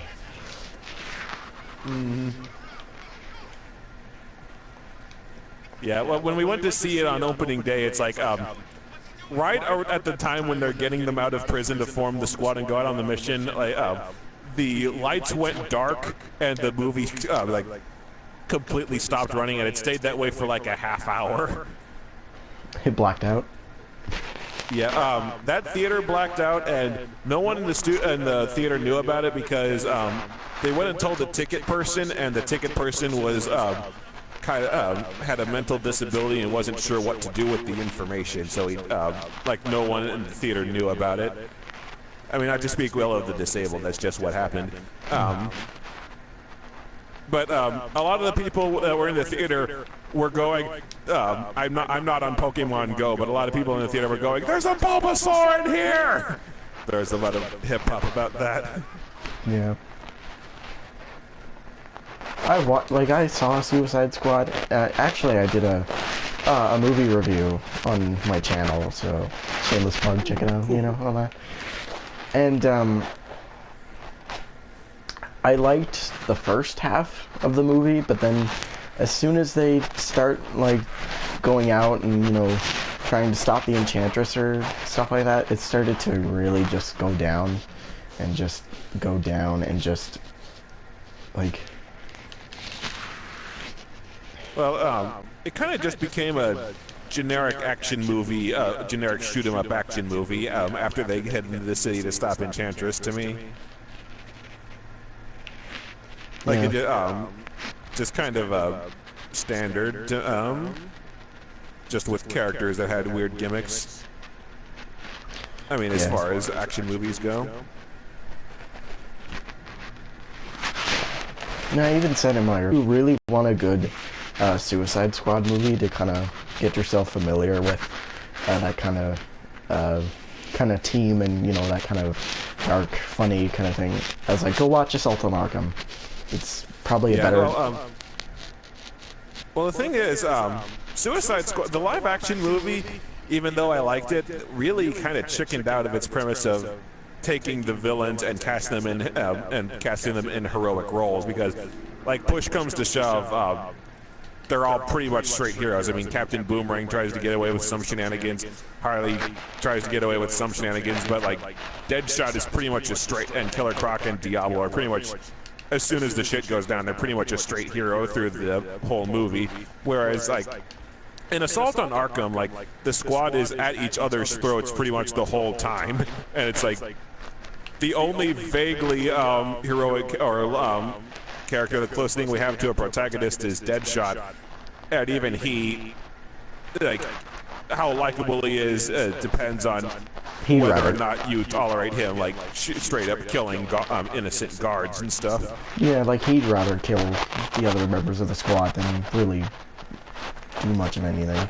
Like, yeah, like, he's the only person, the only reason he's even working with the squad is he's trying to keep them alive so he has better odds of getting out alive. I did like that ending. I did like the ending, though, when it cuts to them in the room talking, and then you see him with the sniper rifle just bang. Yeah, my girlfriend really, as soon as they get to that scene in the movie where Amanda Waller just shoots all the people she had working for, it's like, oh, I hate her so much. It's like, she couldn't stand the Green Lantern movie, and I was like, I know you hate that movie, but if it makes you feel better, there's a strong implication that Amanda Waller dies in it. I'll have to tell her that about Assault on Arkham, too. Yeah.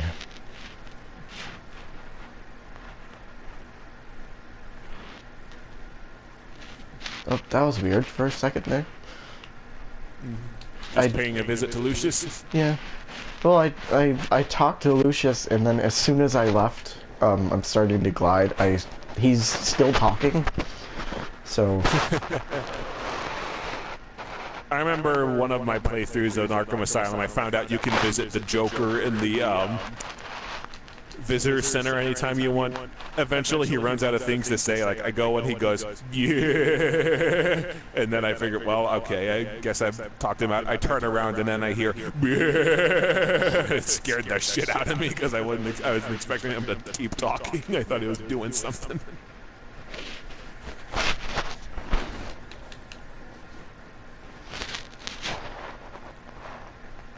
So when do you think Mark Hamill's actually going to retire the Joker? He said he was going to retire after Arkham City, then did some stuff for DC Universe Online, then came back from Arkham Knight without telling anyone, which I guess would have been a spoiler if he had. He came back for Killing Joke, but he outright said he would come back for Killing Joke when he retired for Arkham City. And now he's saying he and Kevin Conroy might come back for, like, a Death in the Family, or I forget what other one he said he might do. He's doing I don't know if you know this or not, but they're doing a DC cartoon sometime later this year, and they have Kevin Conroy and Mark Hamill both in their respective roles. So I'm kind of thinking, well, if he says he retires after that, you know, maybe actually, you know, hang up the clown makeup and just kind of... Yeah, at this point, he's unretired so many times, I'll believe it when I see it, you know? What I really thought was hilarious was, do you watch the Flash live-action TV show, the current one? Yes. Yeah, I do. Well, I liked how, when they brought him on as the elder trickster, he's not even being shy about it. He's not even hiding it. He's just using the Joker voice for it. Yeah, he's just Joker with, like, even weirder hair.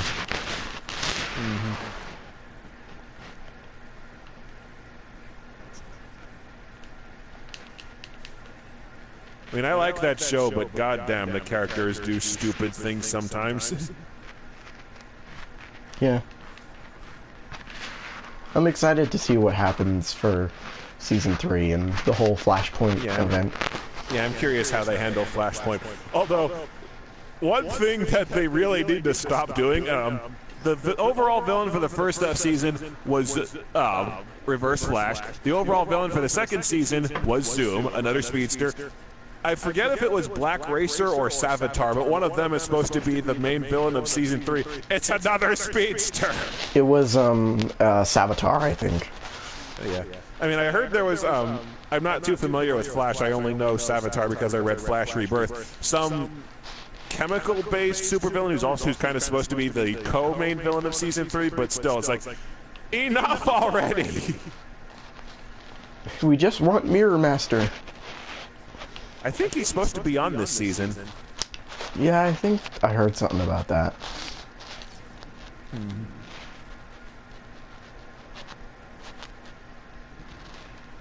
I'm curious how they do the top, because I saw the, I haven't read, like I said, I don't read a lot of Flash comics. I saw the Flashpoint movie, and like, just the intro, the one thing I couldn't stop thinking about in the intro was this guy who calls himself the Top, who throws exploding tops. And it's just like this ridiculous villain who plays it completely straight.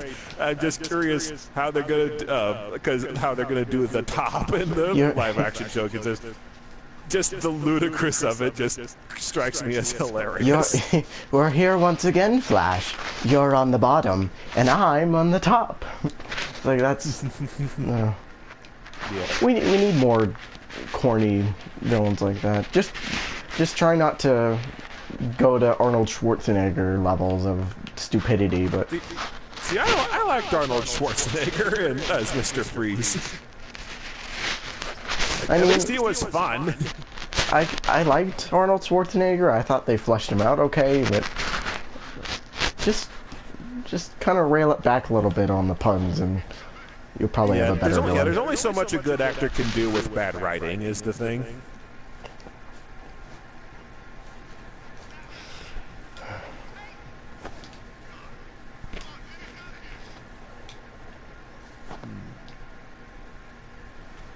It's like, when Team 4-Star did their most recent episode of Dragon Ball Z Abridged, they did hashtag Cell Games, and like everyone was sending in pictures of random ass people, like sometimes photoshopped, fighting Dragon Ball Z characters who are going to be in the Cell Games. And I was like, well, I know one competitor who can't wait to come out on top. And there's a picture of the Top. And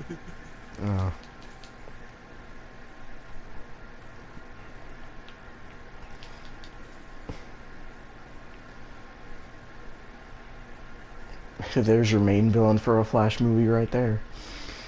Indeed. Yeah, that they have like a poster board or drawing board of all the villains they could use for the live-action Flash TV show. I mean, not Flash. The Ezra Miller, however you pronounce his name, DC extended the Murderverse Flash movie. It's like, we could use Gorilla Grodd, we could use Mirror Master, we could use Reverse Flash. Oh, here's the Top! What does he do? He throws tops! Or at least be a cameo. Yeah. I did like that cameo in Suicide Squad when they first showed off Captain Boomerang, and then you just kind of see Flash there. I thought it was a nice kind of introduction to, like, how the Flash kind of works. Yeah, it was a nice touch.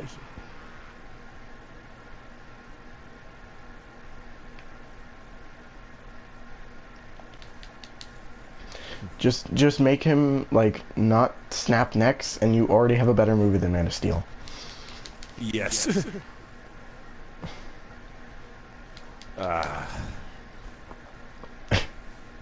It's like, my thought on on exiting Suicide Squad was the good news is this is the best DC live action universe movie to date. The bad news is that was not a tall bar to clear. Yeah, I mean it is the best out of all of them, but it's not. It doesn't really have much competition going for it. Yeah, it's like I liked it, but I still admit it has a lot of big problems. It's a fine movie. I won't say good or bad. Fine. Yeah, I think it's okay.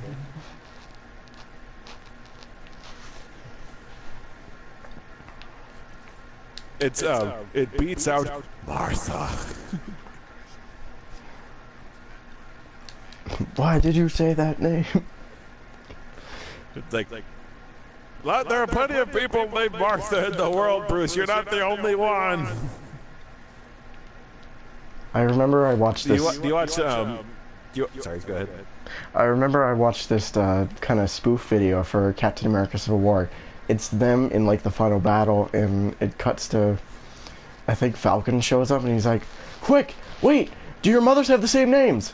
No. All right, never mind then. Keep going. Yeah. What were you about to say? No, do you watch How It Should Have Ended? Yeah. Just thinking like in the How Deadpool Should Have Ended video, Batman like reprimands Deadpool for killing all of his enemies, and then in the How It Should Have Ended for Dawn of Justice, Deadpool's like, "Great job, Bruce! Killing your enemies is wrong."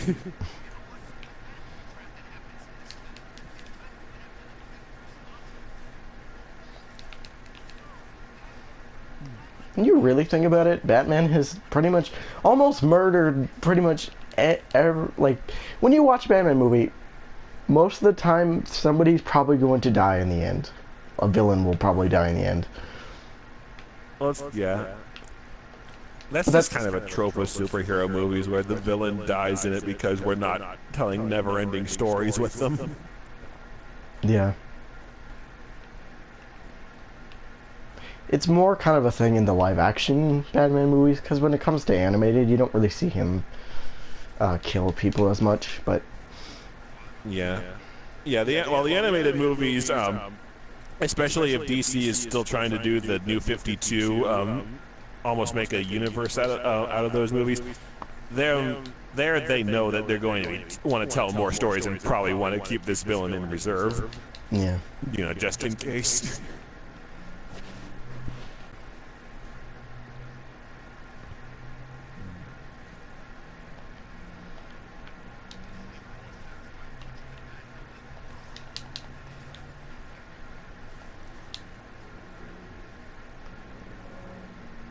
What's that stuff that keeps appearing on the screen? It's like, it looks really pixelated. It looks like a whole bunch of bubbles almost. It's my friends. They're online. Notifications just come up, and they blur it out for reasons. Oh, okay. Okie dokie.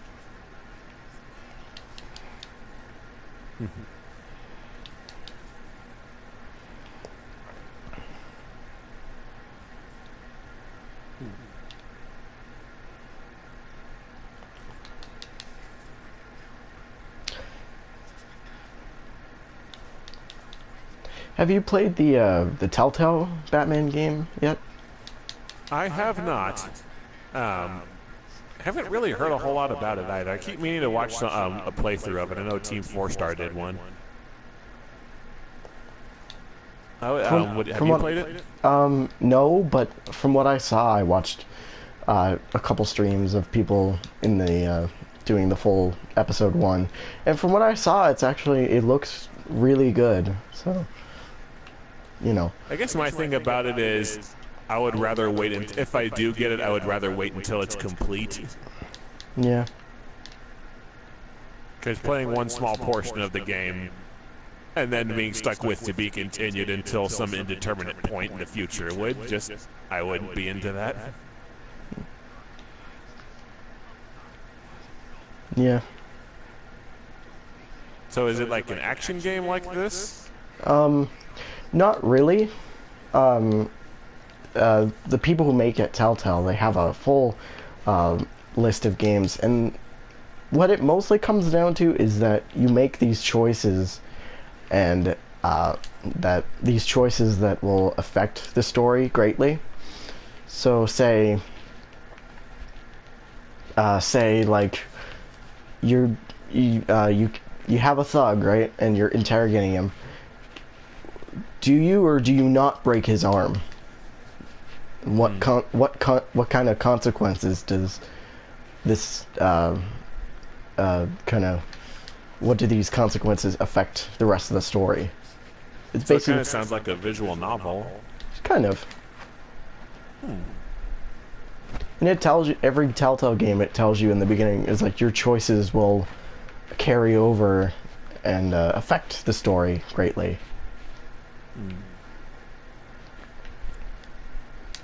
Yeah, if it's just a kind of a visual novel, I might wait and I might just watch it on YouTube. Then I don't know. I'll have to think about that one. Well, watch it on YouTube. If you like it, try it out. And but I'm if just you wondering, like, sorry, go ahead. if you want to start out with a Telltale game, I'd recommend The Walking Dead, because Yeah, I don't watch The Walking Dead. yeah, they made a game for it, 2 seasons worth of a game series, and it has been heralded as one of the best games out there. I think it's really good. Yeah, I've heard it's good. It's just Walking Dead is just one of those franchises I have no interest in, really. Yeah. Yeah, I'd say it's not for everybody, but you know. Despite how everyone talks about it.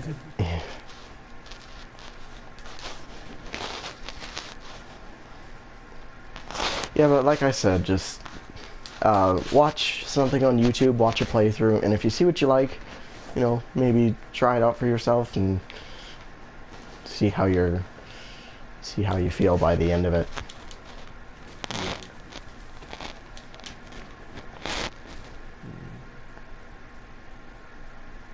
It's like most of the stuff I downloaded is finished installing.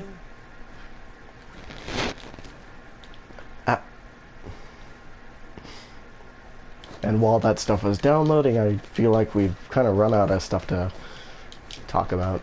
If you have anything in mind, They kind of probably say it no now. offense against you, it just does kind of seem like the conversation.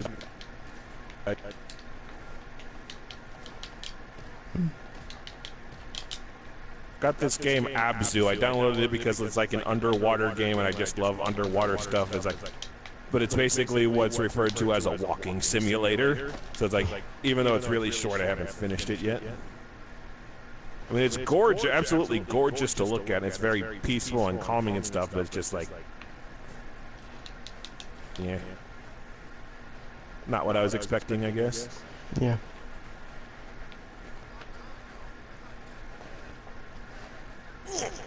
I actually I like those kind of games where it's not about action or, you know, that kind of stuff, but it's like amazing visuals and like just kind of like nice calming sense.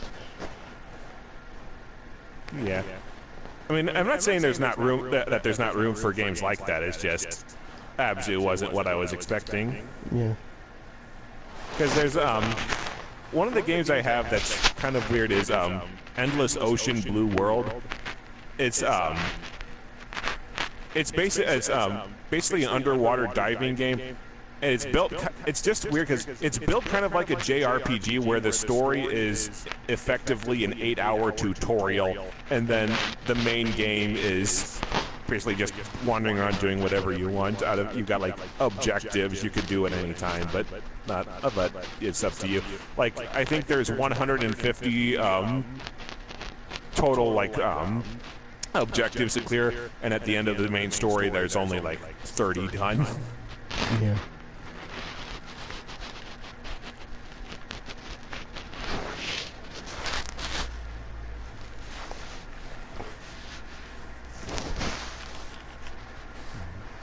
Speaking of, I was just thinking about some kind of comic book-like games coming out. There's that Injustice 2. I'm really excited for. Yeah. I like I'm curious about what the story is going to be like and what all the characters are going to find their way into it. I have the first Injustice. I ended up getting it for the Wii U. Have basically played the story. I haven't played it a whole lot because I really suck at it. Yeah. Like, I think I'm passable with Green Arrow and Cyborg, and like, I don't even think I used all the. I don't even think I tried all the characters in it. But yeah, I'm more curious about the story because I enjoyed just watching the story cutscenes as a movie on YouTube when the first one came out. Yeah, like I played Injustice, and then I kept up with the comic book series, the prequel comics, and I'm not really. I wonder what kind of stories you can really do, because if you read the prequel comics, a good majority of heroes and villains are dead. It's like what stuff? I've heard a lot of people are probably more like read on TV jokes where a lot of the comics is just death for shock value's sake. I don't know where I heard this from, but I think Injustice 2 is supposed to like take place in a different universe. Like they're not telling the same story from the universe in the first game. I don't know if that's true. I just think I heard it somewhere. I remember hearing during an announcement kind of thing that it's taking place where the last game left off, and just kind of stuff just kind of happens. I think there's something about Superman breaking out of his Red Sun prison, which was already heavily foreshadowed at. Yeah.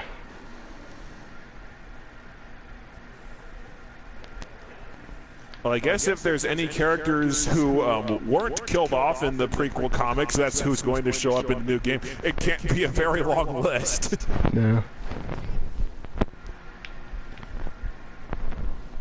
Because I know, okay, who do I know is in it? I know that Blue Beetle's added. I know Atrocitus has been added. I know Grodd's been added. I haven't been following the trailers too closely, so that's all off the top of my head that I know has been added. I know, yeah, I think... Oh, Supergirl. I think that's pretty much all the new characters that they've announced now. I haven't heard anything in a while for Injustice 2, what new characters are coming, but... Oh, Deadshot. They added... Cool. You probably to capitalize off him being the played by Will Smith and therefore the most popular character in the new movie. Yeah. There was one guy, one of my viewers, who just leaves a lot of questions about stuff I can't really possibly know. He was asking me left and right if Darkseid was going to be the main villain of Injustice 2, and I was like, I have absolutely no way of knowing that. It's a little hard to know, because like they haven't really given us much to go off of. So exactly, like so little has been revealed so far. It's impossible to know yet unless you're on the development team. And if you are, if you are, tell us everything you know. Yes, like the concept of Injustice 2 of having fully customizable characters, if it pans out and is true, it fascinates me, but at the same time, I'm not good at that kind of... I suck horribly at Mortal Kombat style fighting games, to where that would probably just confuse me more. It's like, I like it in theory, but I wouldn't be able to play it worth shit. I'm not too good with Mortal Kombat games or Street Fighter games, but I tend to like learning some special moves, because in the heat of the fight, you don't just want to throw punches and kicks. It's like you want to throw spears and do hellfire kicks and stuff as Scorpion or stuff. Yeah, that's probably why I was sort of okay with Green Arrow, because I had some good projectile attacks. The reason why Mortal Kombat games flummox me is because every basic attack that's worth a shit has what seems to me anyway like a complicated button command, like move the control stick in a three-quarters of a semicircle clockwise while pressing these two buttons. It's just move lists that A, I never got the hang of, and B, are hell to remember. Yeah. Or at least for me.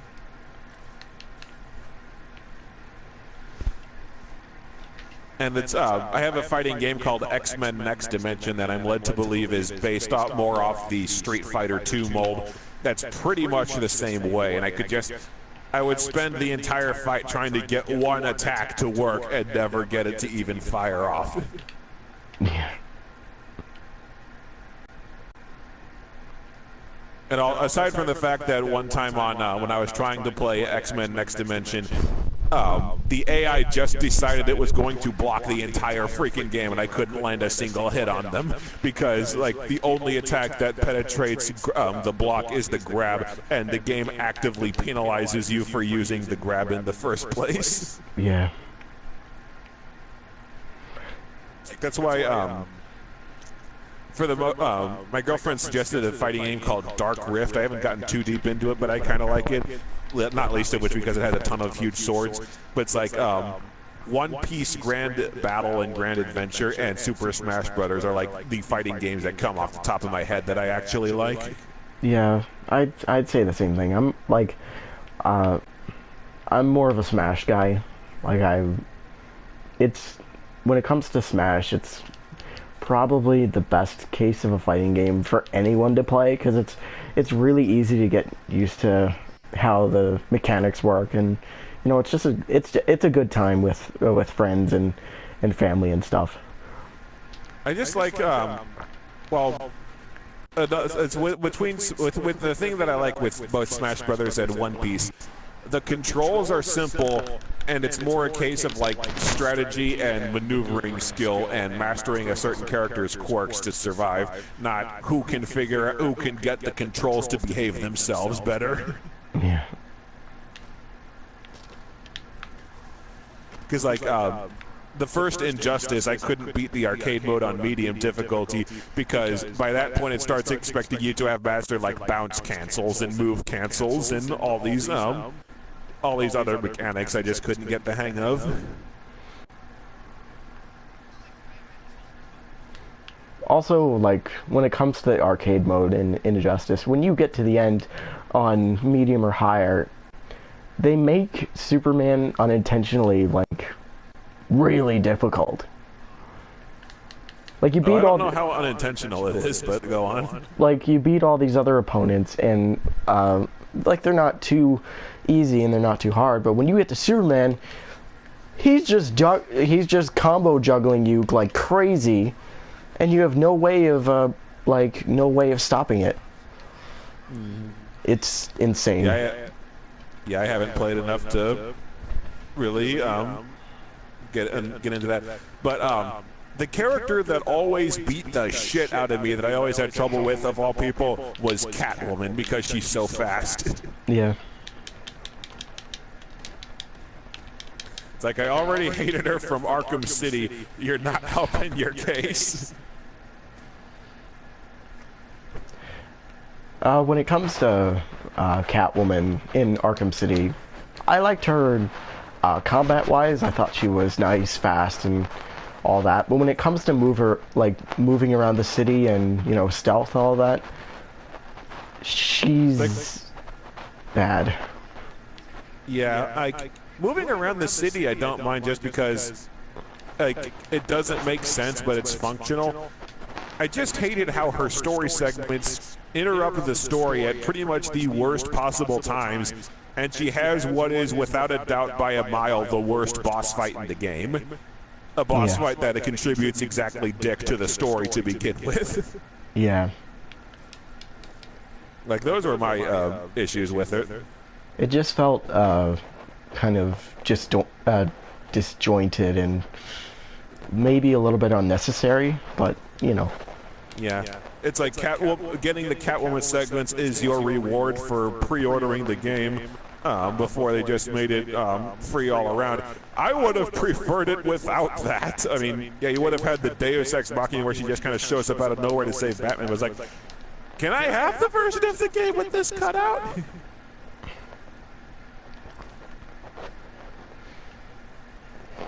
Yeah.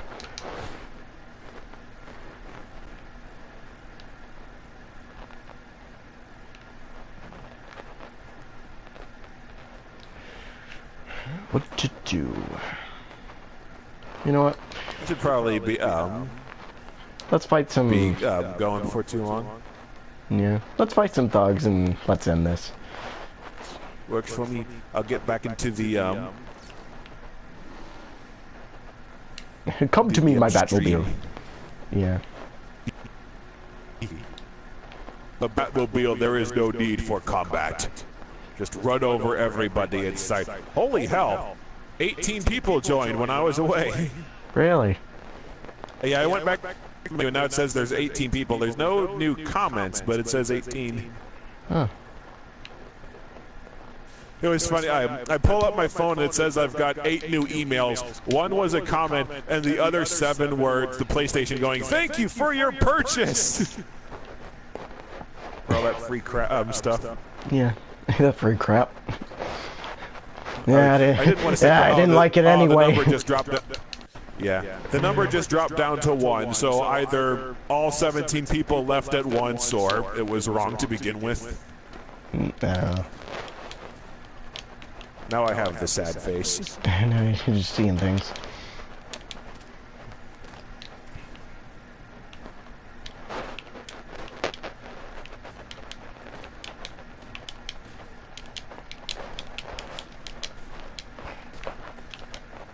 I have to set up a stream like this with my friend Mr. Sports 356 sometime. You just start a party and it gives you the option to put it on YouTube. Yeah. With a party, what you want to do is change the settings so that the voice can be shared. Because if you don't do that, it'll. So like if I hadn't turned on that option, it would just have you the footage of you playing and doing stuff, and I would and my voice wouldn't be on there. It would have your voice faintly in there, like. But yeah. But if you do that, you just hit the share button, broadcast gameplay, and pick YouTube, and then I think you're good to go. Oh, that's cool. Yeah, I've got some certain PS4 games I want to check out for the for review subjects that might be worth. Well, I could stream them sometime. I don't know. Yeah. I do like how the Arkham Asylum suit looks in this version, all sleek and everything. I like it too, but there's certain lighting parts where the cape and the gloves look a little odd, but aside from that, it looks fine enough.